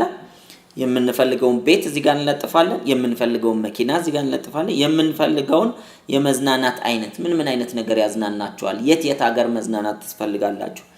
አሁን ላታምኑት ትችላላችሁ። አሁን ብሩ ላይኖራችሁ ይችላል። አሁን በጭራሽ ይሄን ነገርማ የሚሳካልኝ አይመስለኝም የሚል እምነት ያ የበጉ ማንነት ሊያስቸግራችሁ ይችላል። አሁን ግን ከአንበሳው ጋር ስሩ። በቃ እንዴ ሌላው ሰው ከየት ነው የቻለው? ብዙዎቻችን እኮ ያጭበረበረ ብቻ ነው የሚሳካለት ሁሉ ብለን ቁጭ ብለናል። ይሄ በግነታችን እንዲስማማን ማለት ነው። በንጹህ ላብ ሰርቶ ማደግ ይቻላል ነው። መቼም ስለ ሙስና እዚህ አናስተምራችሁ። በንጹህ ላብ ሰርቶ ማደግ ይቻላል። ሰርተው የተለወጡ ሰዎች አሉ። እንደሱ እንስራ ነው የምንለው። ሌላው የምፈልገው የቤተሰብ ህይወት። ምን አይነት ቤተሰብ ህይወት ትፈልጋላችሁ? ልብ አድርጉ። ሁሉ ነገር እግዚአብሔር ቢፈቅድ ሁሉ ነገር። ስለዚህ እግዚአብሔር ቢፈቅድ ብላችሁ ጀምሩና ይሄን ባደርግ ብላችሁ የምፈልገው መንፈሳዊ ህይወት። ምን አይነት መንፈሳዊ ህይወት ትፈልጋላችሁ? ሙስሊም ከሆነን ለምሳሌ ሁልጊዜ መስጊድ መሄድ የምንፈልግ ከሆነ ሁልጊዜ መስገድ የምንፈልግ ከሆነ ሁልጊዜ ቁርአን ማንበብ ከሆነ፣ ክርስቲያን ከሆነን ሁልጊዜ መጽሐፍ ቅዱስ ማንበብ ከፈለግን፣ ሁልጊዜ ቤተክርስቲያን መሄድ ከፈለግን፣ ጾም፣ ጸሎት፣ ስግደት ወዘተርፈ ሌሎች የምፈልጋቸው ነገሮች እዚህ ውስጥ ያልተጠቀሱ ካለ የምፈልገው የጤንነት ህይወት። ምን አይነት የጤንነት ህይወት እንዲኖረኝ ይፈልጋል? አንዳንዱ ስፖርት መስራት ይፈልጋል። አንዳንዱ በቀን ውስጥ አንድ ጊዜ ሰላጣ መብላት ይፈልጋል። ግን አላስችል ብሎት ወደ ጣዕሙን ወደሚወዳቸው ምግቦች የሚሄድ ከሆነ እነሱን እዚህ ላይ ይለጥፋል ማለት ነው። የምፈልገው ማህበራዊ ግንኙነት። ምን አይነት ማህበራዊ ግንኙነት እንዲኖራችሁ ትፈልጋላችሁ? አንዳንዱ ሰው ከጓደኞቹ ጋር አንድ ቀን ኳስ እጫወታለሁ እያለ ሁሉ ጊዜ የሚያወራል። ያንን በፒክቸር ያስቀምጣል። ከዛ ከተወሰነ ጊዜ በኋላ እዛ ውስጥ ስትኖሩ ታገኙታላችሁ። አንዳንዱ ሰው ሻይ ቡና ቤት ውስጥ ከጓደኞች ጋር ማለት ይፈልጋል። አንዳንዱ ወክ ማድረግ ይፈልጋል። ግን የማያደርገው ቀላል ናቸው እኮ ግን እንደዚህ ለጥፈን ራሳችን ፕሮግራም በማድረግ ለውጥ ማምጣት እንችላለን። ፕሮግራም ማድረግ ማለት ምን ማለት ነው የሚለውን ሜንታል ባንክ የሚለውን ስልጠና የዚህ የብሮንዝ ፓኬጅ የመጨረሻው ስልጠና ነው፣ ታገኙታላችሁ። ሌሎች የምፈልጋቸው ይላል የምፈልገው የእውቀት ህይወት። በእውቀት ህይወቴ ምን አንባቢ መሆን ነው የምትፈልጉት? በእውቀት ህይወታችሁ ምንድነው? የሆነ የስነ ግጥም ምሽት ላይ መሳተፍ ነው የምትፈልጉት? በእውቀት ህይወታችሁ የሆነ አጫጭር ኮርሶችን መማር ነው?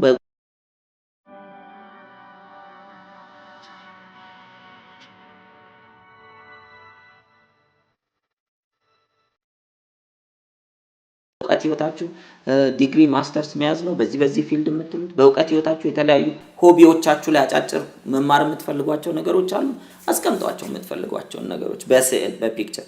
ሌላው የአገልግሎት ህይወቴ። የሰው ልጅ የተፈጠረው ሊያገለግል፣ ሰው ሲጀምር የሚደሰተው በመስጠትና በማገልገል ነው። ብዙዎቻችን ግን በመሰብሰብ ለመደሰት እንሞክራለን። እኔ ብዙ ሰዎች አሉ መቼም ብዙ ሀብት ሰብስበው በአንድ ገመድ የሞቱ ሰዎች የከተማችን ሀብታሞች የምናውቃቸው አሉ። ለምን ያልሆነ ሲባል ብዙዎች እኔ እንደዛ ብሆን አልሞትም ይላሉ። እንደዚህ ብለን አንፍረድ። እኛ ብንሆን ምናልባት ለማረጋገጥ በሁለት ገመድም የምንሞት ልንሆን እንችላለን። ስለዚህ ነግበኔ ስለሆነ በጎ ነገርን እንድንኖር ካስፈለገ የማገልገል ህይወቴን እንወቀው፣ እንገንዘበው። ይሄ የህልም ሰሌዳ አዘጋጁት፣ ለጥፉበት፣ ከዛ ስማችሁን ጻፉ። እንደዚሁ ግድግዳ ላይ መኝታ ቤትና በቢሮአችሁ ቦታ ትለጥፉታላችሁ። በስልካችሁ ባክግራውንድ አድርጉት። ይሄ ህልም እስኪሳካ ድረስ ማለት ነው። ይሄ የመጀመሪያው የምትሰሩት። ሁለተኛው የምንሰራው ነገር ቤት የሚለውን በዝርዝር ማብራሪያ አለ እዚህ ላይ ፎርማቱ ላይ።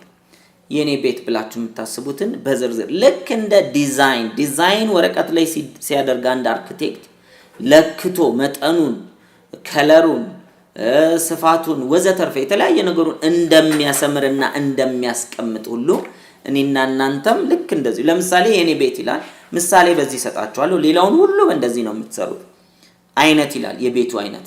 ለምሳሌ ፋርም ሃውስ የሚባል አለ፣ አፓርትመንት አለ፣ ታውን ሃውስ የሚባል አለ፣ ቪላ ወዘተርፈ። የግቢው ስፋት ምን አይነት የግቢው ስፋት እንዲኖር እንፈልጋለን፣ ሀገሩና አካባቢው። እነዚህን ስናስቀምጥ ጭንቅላታችን ምን እያደረገ ነው? የሚፈልገውን ነገር በደንብ እየቀረጸ ነው። ይሄ ስቴፕ አስፈላጊ ነው። ተራ ነው ብላችሁ አትዝለሉት። ከዛ ቤቱ የሚያርፍበት ስፋት ምን አይነት ስፋት ላይ ነው የሚያርፈው? አንዳንዶቻችን ስፋት ላናውቅ እንችላለን። ካላወቅን ከሚያውቁ ሰዎች እንጠይቅ። ለምን የነገ ህይወቴን ዲዛይን እያደረኩኝ ነውና እጅግ በጣም አስፈላጊ ነው። የክፍሎቹ ብዛት ስንት ክፍሎች ይኖሩታል? ከዛ የክፍሎቹ አይነት ምን አይነት ክፍሎች በቤቴ ውስጥ እንዲኖር ፈልጋለሁ የሚለውን አሁኑኑ አስቀምጡት። አንዳንዱ በቤት ውስጥ ካልቸራል ሳሎን እንዲኖረው ይፈልጋል። አንዳንዱ በቤት ውስጥ ሲኒማ እንዲኖረው ይፈልጋል። አንዳንዱ በቤት ውስጥ የቤት ውስጥ ኢንዶር ጌምስ መጫወት ላይ ቴብል ቴኒስ፣ ፑል እንዲኖረው ይፈልጋል። አንዳንዱ ደግሞ በግቢ ውስጥ ስዊሚንግ ፑል እንዲኖረው ይፈልጋል ወዘተርፈ። አላውቀውም። አንዳንዱ ቅርጫት ኳስ መጫወቻ ቦታ እንዲኖረው ይፈልጋል ወዘተርፈ። ምን ትፈልጋላችሁ? እነዚህን በግቢ ውስጥ የሚኖሩ ነገሮች ብላችሁም ታስቀምጣላችሁ። የማሳካበት አመት በስንት ዓመተ ምህረት አሁን ብሰራ ላሳካው ፈልጋለሁ፣ በእንደዚህ አይነት ቤት በ5 ዓመት በ3 ዓመት በ10 ዓመት ወዘተርፈ ጻፉት። የሚያስፈልገኝ የብር መጠን ስንት ገንዘብ ያስፈልገዋል? ምናልባት ስለ ብር መረጃውን ማግኘት ማንችል ከሆነ ኦንላይን ላይ ገብታችሁ ሪል ስቴት ፎር ሴል ብላችሁ ግቡና ቼክ አድርጉ። ከዛ ባላችሁበት ከተማ ወር ደግሞ ልትሰሩ በምትፈልጉበት ከተማ ውስጥ ኦንላይን ላይ ገብታችሁ ብታዩ የሚሸጡ ቤቶችን እናንተ ከምታስቡት ጋር የሚቀራረበው ዋጋውን ማግኘት ጭምር ትችላላችሁ።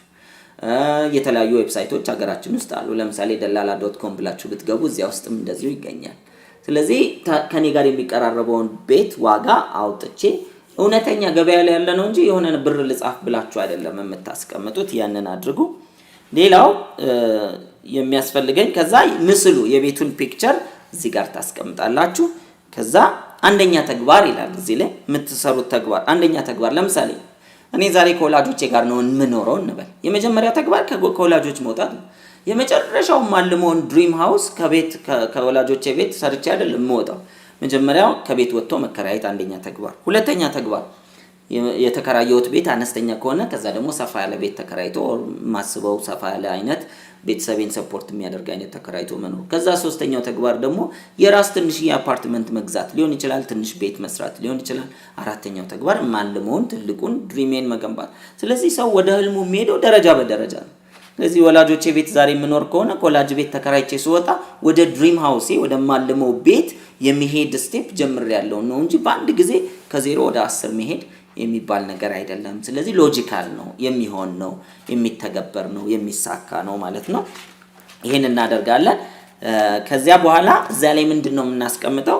ፊርማ አለው፣ ስማችሁን ፊርማ። ከዛ አርአያ ሜንተር የምትሉትን ይሄን ሳሳካ እንዳሳካ አይዞ በርታ የሚለኝን ሜንተር የምትሉትን ሰው እሱም እንዲፈርምበት እንዲያየው ሐሳብ እንዲሰጥ ማድረግ ትችላላችሁ ማለት ነው።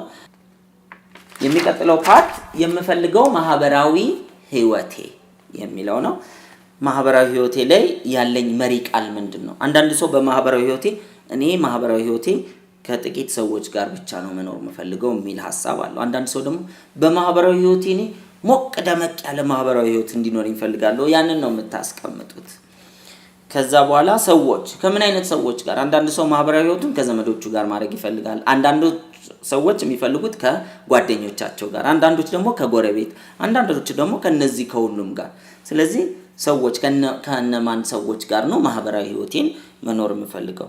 ሀገርና አካባቢ፣ የት ሀገርና የት አካባቢ ነው በማህበራዊ ህይወቴ ጊዜ ማሳለፍ የምፈልገው? ሌላው በማህበራዊ ህይወት የጥልቀት መጠኑ ምንድነው መሆን ያለበት? አንዳንድ ሰው በወር አንድ ጊዜ ማህበራዊ ህይወቴ ላይ ጊዜ ከሰጠው ይበቃል ይላል። አንዳንድ ሰው በቀን ይፈልጋል፣ አንዳንድ ሰው በሳምንት አንድ ጊዜ። ስለዚህ በምን ያክል ድግግሞሽ ነው ማህበራዊ ህይወቴን መኖር የምፈልገው? ልብ አድርጉ፣ የምችለው የማልችለው አይደለም የምታስቀምጡት። እዚህ ላይ የሚሞላ ነገር ሁሉ የምፈልገው ነው። ፍላጎቴን አስቀምጣለሁ። ፍላጎቴን እንዴት አሳካለሁ? ዛሬ ጊዜ የለኝም የሚል ሐሳብ ሊኖራችሁ ይችላል። እውቀት የለኝም የሚል ሊኖራችሁ ይችላል። ድፍረት የለኝም ራሱ የሚል ሊኖር ይችላል።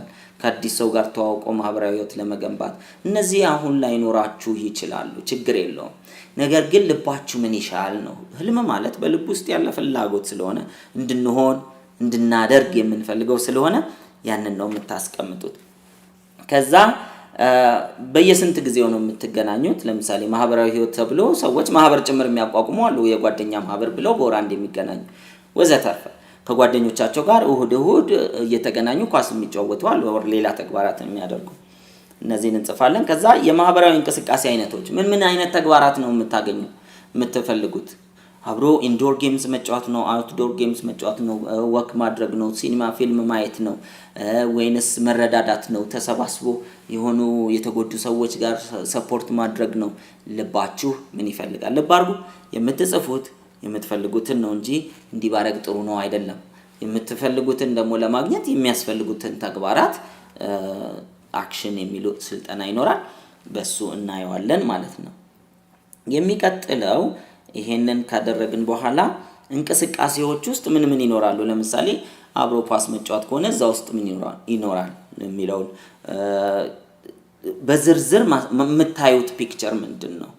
አንዳንድ ሰው አብሮ ስፖርት መስራት ይልና ስፖርት በመስራት ውስጥ ኳስ መጫወትን የሚያያለ፣ ስፖርት በመስራት ውስጥ ጂም ሄዶ ጂም መስራት አብሮ መስራት የሚያያለ፣ በስፖርት መስራት ውስጥ ኤሮቢክስን ይኖራል። በስፖርት መስራት ውስጥ ምናልባት ተራራ መውጣት ወይም ደግሞ የእግር ጉዞ ማድረግ፣ መንገድ ላይ መሮጥ ይኖራል ወዘተርፈ ሌሎችም ነገሮች ማለት ነው። የምታዩቸው ምንድነው? በማህበራዊ እንቅስቃሴ በሳምንት አንዴ ከጓደኞች ጋር ጥሩ ጊዜ ማሳለፍ ካለ አንድ ሰው ጥሩ ጊዜ ስትል ምን ታያለ? እዛ ውስጥ ተሰባስበን ስለ ሳምንቱ ስራችን ማውራት የሚላለ። አንዳንድ ሰው ደግሞ ተሰባስበን መጽሐፍ ብናነብ ያነበብነው መጽሐፍ ልምድ ብንለዋወጥ የሚል ሰው አለ።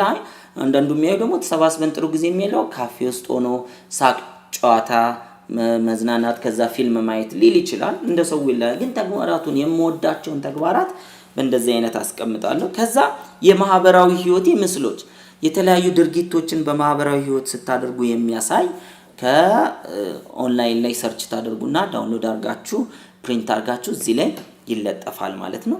ልክ እንደ ቅድም ቤት እንዳለው አንደኛ፣ ሁለተኛ፣ ሶስተኛ ተግባር የሚላል። ቀጥታ ሰው የሚወደውን ማህበራዊ ህይወት ላይኖር ይችላል።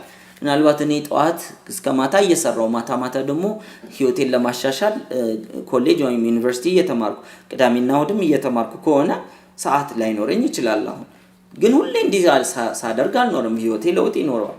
ለውጥ ሲኖረው ግን የምመራው ህይወት ምን አይነት ማህበራዊ ህይወት ሊኖረው ይችላል የሚለው ስቴፕ ባይ ስቴፕ። በዚህ አመት ለምሳሌ ምንም የማህበራዊ ህይወት ጊዜ አይኖረኝም ብሎ ሊያስቀምጥ ይችላል አንድ ሰው። ከዛ በሚቀጥለው ደግሞ ትምህርቴን ስጨርስ በሳምንት አንድ ቀን ከጓደኞቼ ጋር እንዲህ ማድረግ መጀመር። ከዛ ደግሞ ምናልባት ስራውን የተቀጥሮ የሚሰራ ከሆነ የግሉን የራሱን ነገር ሲጀምር ግማሽ ቀን ጊዜ የሚኖረው ከሆነ ብዙ ሰራተኞች ካሉት ምን ያደርጋል? በግማሽ ቀኑ ደግሞ በሳምንት 1 ቀን 2 ቀን ብሎ እንዲህ አይነት የማህበራዊ ህይወቱን የሚያሰፋበትን ነገር ያስቀምጣል። አንደኛ ተግባር፣ ሁለተኛ ተግባር እያለ መጨረሻ ላይ ልክ እንደዛ ይሄም ቀንና ስም ፊርማ ይኖረዋል። አርአያ የምንለውን ሰው እንደዚሁ አግኝተን እንዲህ አይነት ህልም አለኝ እስቲ እየለኝ ከዛ በኋላ እዚህ ላይ ፈርምልኝ ብሎ ያን ሰው ማስፈረም። ለምንድን ነው ይሄ ነገር? እኛ ስንፈርምበት ለውስጣችን ማረጋገጫ ነው። ሰው ትዳር ሲይዝ የሚፈራረመው፣ ሰው ውል ሲዋዋል የሚፈራረመው፣ ስራ ሲቀጠር የሚፈራረመው እሺ ፈቅጃለሁ ማለት ነው። ስለዚህ ስለ ህልማችን መፍቀዳችንን ለራሳችን ስለሚያረጋግጥ መፈረሟ ጭምር እና ሰውን ሜንተር የምንለውን ሰው ማስፈረም ጭምር ትልቅ ውስጣችን እምነት ስለሚፈጥር እያንዳንዷን ስቴፕ እንስራ። ከዛ ሌሎቹን እዚህ በዝርዝር አናያቸው፣ ግን ኦንላይን ታገኟቸዋላችሁ። የምፈልገው የእውቀት ደረጃዬ የሚል አለ። እሱም እንደዚሁ በዝርዝር ትሞሉታላችሁ። የሚቀጥለው የምፈልገው መንፈሳዊ ህይወት የሚል አለ። እሱንም በዝርዝር እንደዚሁ እንሞላለን። ማገልገል የምፈልገው የህይወት ዘርፍ ከዚህ በፊት የወሰዳችሁት ስልጠና አለ ስለ ራእይ። በዚያ መሰረት ራእያችሁን ብትናርጋችሁ እዚህ ላይ የምታስቀምጡበት አገልግሎት የምንለው ራእያችንን ነው። ሌላው የምፈልገው የጤና ህይወቴ እንዲኖረን የምንፈልገውን ጥያቄ ጠይቀናል። እዚህ ጋር ፎርማቱ አንድ ባንድ እንሞላለን። በዚያ መሰረት በዝርዝር ፎርማል የሆነ አሞላል በአግባቡ ሆን ብለን ይሄ የህይወቴ ዲዛይን ነው ብለን ነው እንጂ ሞንጨር አድርገን የምናልፈው መሆን የለበትም። ሌላው የምፈልገው የቤተሰብ ህይወት። ስለዚህ ዛሬ ቤተሰብ ኦልሬዲ የገነባችሁ ሰዎች ይህን ስልጠና ከወሰዳችሁ በኋላ እስካሁን እንደምትፈልጉት የማትኖሩት ነገር ካለ እሱን ማሻሻያ ይሆናችኋል። እንደምትፈልጉት እየኖራችሁ ያላችሁ ከዚህ በላይ ግን ድሪም የሌላችሁ ሰዎች ይህን መሙላት አያስፈልጋችሁ። ሌላው የሚቀጥለው የምፈልገው የገንዘብ ህይወት። በገንዘብ ህይወቴ በገቢ ህይወቴ ምን መስራት ያስደስተኛል? አንድ ሁለተኛ ምን አይነት ከፍታ ነው በገቢ እንዲኖረኝ? ወርሃዊ ገቢ ስንት ድረስ ቢሆን በወር ተደስቼ እኖራለሁ ብላችሁ ታስባላችሁ የሚለውን ነው የምትሞሉት። ሌላው የምፈልገው መኪና ምን አይነት ነው? ዝርዝር እዚህ ላይ እንሞላለን ማለት ነው። ይሄንን ካደረግን የሚቀጥለው ህልሞቻችንን በአንድ ገጽ ላይ በጽሁፍ ማስቀመጥ ነው። የመጨረሻው ይሄንን ይመስላል። ለምሳሌ የቤተሰብ ህይወት ይላል። የቤተሰብ ህይወታችንን የምንጽፈው በምንድነው? አዎንታዊ በሆኑ ቃላት። ለምሳሌ አንዳንድ ሰው ምን ይጽፋል መሰላችሁ? እኔ ጭቅጭቅ የሌለው ቤተሰብ መገንባት ፈልጋለሁ ይላል። ቃሉ ውስጥ ጭቅጭቅ የሚል አለ። ስለዚህ ይሄ መጥፎ ነው። በገንዘብ ህይወቱ ላይ ሲጽፍ አንዳንድ ሰው ምን ያደርጋል? እኔ ከድህነት ወጥቼ መኖር እፈልጋለሁ ይላል። ይሄ ምንድነው? ድህነት የሚለውን ቃል ምን ውስጥ አስገብቶታል? ህይወት ውስጥ። ስለዚህ ቃሎቹ እንዳለ በጎ ወይም አዎንታዊ መሆን አለባቸው። ስለዚህ አዎንታዊ መሆን አለበት። አንድ ሲጻፍ የሚጻፈው አሁን እንደሆነ እና በሚስማሙ ቃላት። በሚስማሙ ማለት ትግል የሌለባቸው ቃላት። አንዳንድ ሰው ምን ይላል? ወጥሬ ሰርቼ እለወጣለሁ ይላል። ወጥሮ መስራት ትግል አለው። ስለዚህ የትግል ቃላት ለሰብኮንሺየስ ማይንድ አይሆንም ወይም መጥፎ ፕሮግራሚንግ ናቸው። ስለዚህ ምሳሌዎችን እነግራቸዋለሁ። በአዎንታዊ አሁን እንደሆነ እና በሚስማሙ ቃላት በመጠቀም እንጻፍ። ለምሳሌ በቤተሰብ ህይወቴ በፊት የጻፍኩትን ነው የምነግራችሁ። በቤተሰብ ህይወቴ በሰላም በፍቅር በመተሳሰብ የምንኖር 4 ልጆች አፍርተን ልጆቻችን በእግዚአብሔርን በመፍራት የሚኖሩበት ቤተሰብ ስለገነባን እጅግ በጣም ደስተኛ ነኝ። በመስማማት ነው። በጎ ቃላቶች ናቸው። አንዳንድ ሰው ከመጥፎ ነገር የራቁ ልጆችን ማሳደግ ይላል። መጥፎ የሚለውን ቃል አስገብቷል። ቃላቶቹ በጎ አረፍተ ነገሩ በጎ ይመስላል። ከመጥፎ የጸዳ ልጅ ማሳደግ ማለት አረፍተ ነገሩ አላማው በጎ ነው የሚመስለው። ቃል ግን ህይወት ነው። ቃል ኃይል አለው። ስለዚህ ቃል ላይ እንጠንቀቅ። ኮምፒውተር ፕሮግራሚንግ ስንጽፍ 0 እና 1 እያልን ኮድ የምናደርገውን አንዷን ኮድ ብንሳሳት አለቀ። የተለያዩ ፕሮግራሚንግ የሚጽፉ ሰዎች አንዷን ነገር ቢሳሳቱ ኮማ ቢሳሳቱ የሚፈልጉትን ውጤት አያመጣም። እኔና እናንተም ይሄን ድሪም ስንሰራ ፕሮግራም እያደረግን ነው። ጭንቅላታችንን ፕሮግራም ስናደርግ የተሳሳተ ነገር ካለ የተሳሳተ ቃል ካለ እንክርዳድ ካለስ እንዳያበቅልም ማለት ነው። እንክርዳድ ነው የሚያበቅለው። ስለዚህ ያ እንክርዳድ እንዳይገባ በእንደዚህ አይነት ትጽፋላችሁ። እያንዳንዱን ህይወት መንፈሳዊ ህይወታችሁ ላይ ኦሬዲ እንደሆነ አድርጋችሁ ማለት ነው። በአሁን ጊዜ ነው፣ በሚስማማ ቃል ነው፣ በአዎንታዊ ቃል ነው የምትጽፉት ማለት ነው። ይሄንን እያንዳንዱ ላይ ትጽፉና ይሄንን በየቀኑ የምናነባው ይሆናል ማታ ማታ ማለት ነው። ድሪማችንን ደግሞ በእያንዳንዱ የህልም ሰሌዳችን ላይ ያዘጋጀነውን ጧትና ማታ እያየነው ቪዥዋላይዝ ለ5 ደቂቃ እናደርጋለን።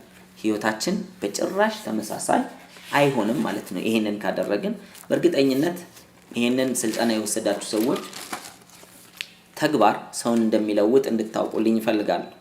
በጎ ተግባር ወደ በጎ ሲያሳድግ፣ መጥፎ ተግባር ደግሞ ወደ መጥፎ ያሳድጋል። በዚህ ውስጥ ብዙ ለውጥ ያመጡ ሰዎች አሉ። ከዚህ ስልጠና በኋላም በተለያየ ጊዜ በሲዲዎች ታገኟቸዋላችሁ። በኦንላይን ላይም እንደዚሁ ይለቀቅላችኋል። ይሄን ስልጠና ወስደው በዚህ መሰረት የተባሉትን አድርገው አንዳንዶቹ በ3 ወር በ6 ወር አንዳንዶቹ በአመት በ2 አመት የሚገራርም ለውጥ ያመጡ ሰዎች እዚሁ ሀገራችን ውስጥ ብዙ አሉ። አሁን ደግሞ በእንደዚህ አይነት በሲዲ እና ኦንላይን እያገኛችሁ የተለያየ ለውጥ እያመጣችሁ እናንተም ለብዙዎች ምሳሌ ሆኑ። ለሰው ለመንገር ሳይሆን ለማውራት ሳይሆን የመጀመሪያው ጥቅሙ ለህልሙ ባለቤት ነው፣ ለያዢው ነው።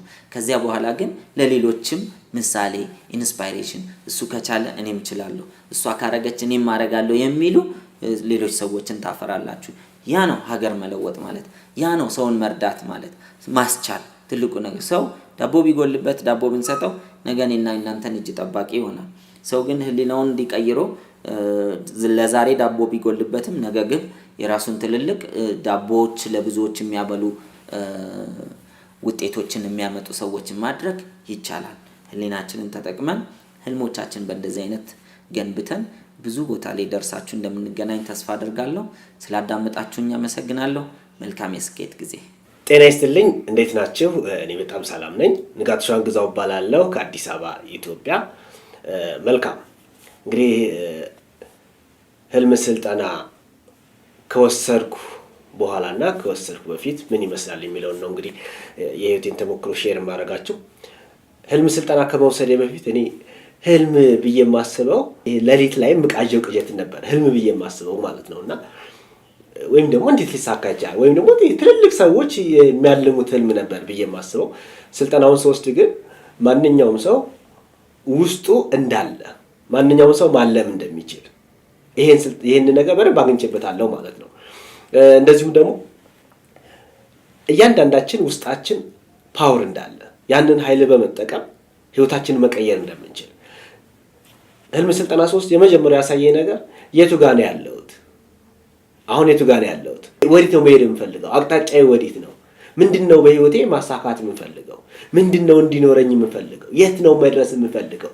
እነዚህን ነገሮች በደንብ አግኝቼበታለሁ ማለት ነው። ይሄንን በማግኘቴ የማልማቸው በርካታ ህልሞች ነበሩ። አንዱ ይሄ የተለያየ ሀገር ላይ ሄዶ ኢንጆይ ማድረግ መጎብኘት በጣም ነው በህይወቴ ደስ የሚለኝና ስለዚህ ያለኝን ኃይል እንድጠቀም ስላደረገኝ የህልም ስልጠናው። ስለዚህ በርካታ ሀገሮች ላይ መሄድ ይችላል። ላይ ግን ታላላቅ ሀገሮች እንደነ ራሽያ የመሳሰሉ ታላላቅ ሀገሮች ላይ መሄድ መጎብኘት ይችላል። ሴንት ፒተርስበርግ እና ሞስኮ ታላላቅ ከተሞችን ጎብኝቻለሁ ማለት ነው።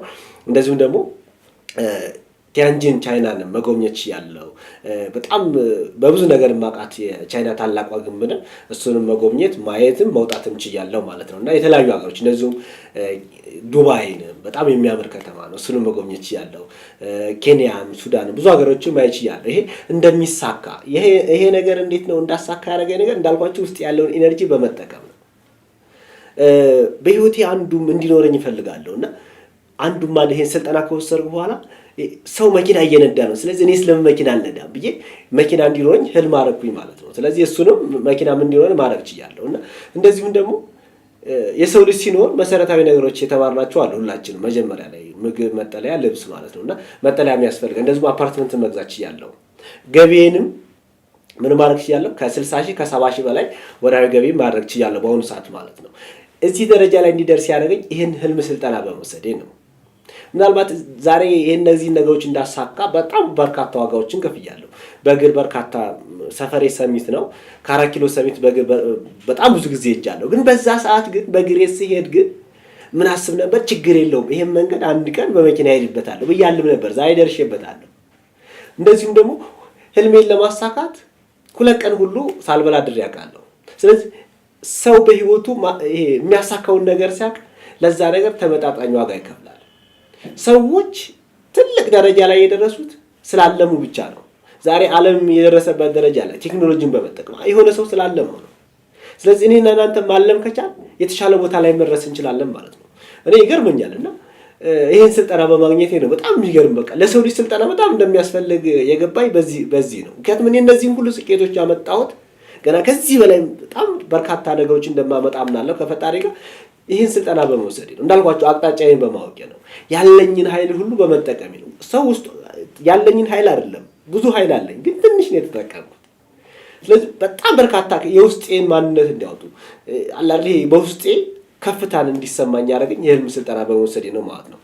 ስለዚህ ሁላችንም ብንሆን በእርግጠኝነት የምነግራችሁ ነገር የተሻለ ቦታ ላይ መድረስ እንችላለን። ግን ከኛ የሚጠበቀው ምንድነው? ማለም አለብን። ስናልም ምን ጥቅሞችን ይሰጠናል? በቅል እንድንመራ ያደርጋል። ጊዜያችንን በአግባቡ እንድንጠቀም። እኔ ያደረገኝ ነገር እንደዚህ ጊዜን በአግባቡ እንድንጠቀም፣ ህልም ካላቸው ሰዎች ጋር እንድሆን፣ ከከፍታ ከሚያስቡ ሰዎች ጋር እንድውል አድርጎኛል። ስለዚህ እናልም። ማለም ከቻልን ማሳካት እንችላለን። ለዛ ደግሞ ተመጣጣኙን ዋጋ እንክፈል። ህልማችን እንዲሳካ እኔ እንዳልኳችሁ በርካታ መንገዶችን በእግር መሄድ፣ ብዙ ቀን ሳልበላ መዋል፣ በጣም ከዚህም የባሱ ቻሌንጆችን መክፈት ይችላል። ስለዚህ ዋጋ የምንከፍለው ካለምን ብቻ ነው። ስለዚህ ህልም ሁሌ አቅጣጫ እንዲኖረን አድርገናል። እኔ አቅጣጫ እንዲኖረኝ አድርጎኛል። በፊት ህልም ስልጠና ከመውሰድ በፊት ማንኛውም ሰው ወደዚህ ቦታ እንሂድ ሲለኝ እሄዳለሁ፣ ና ሲለኝ እሄዳለሁ።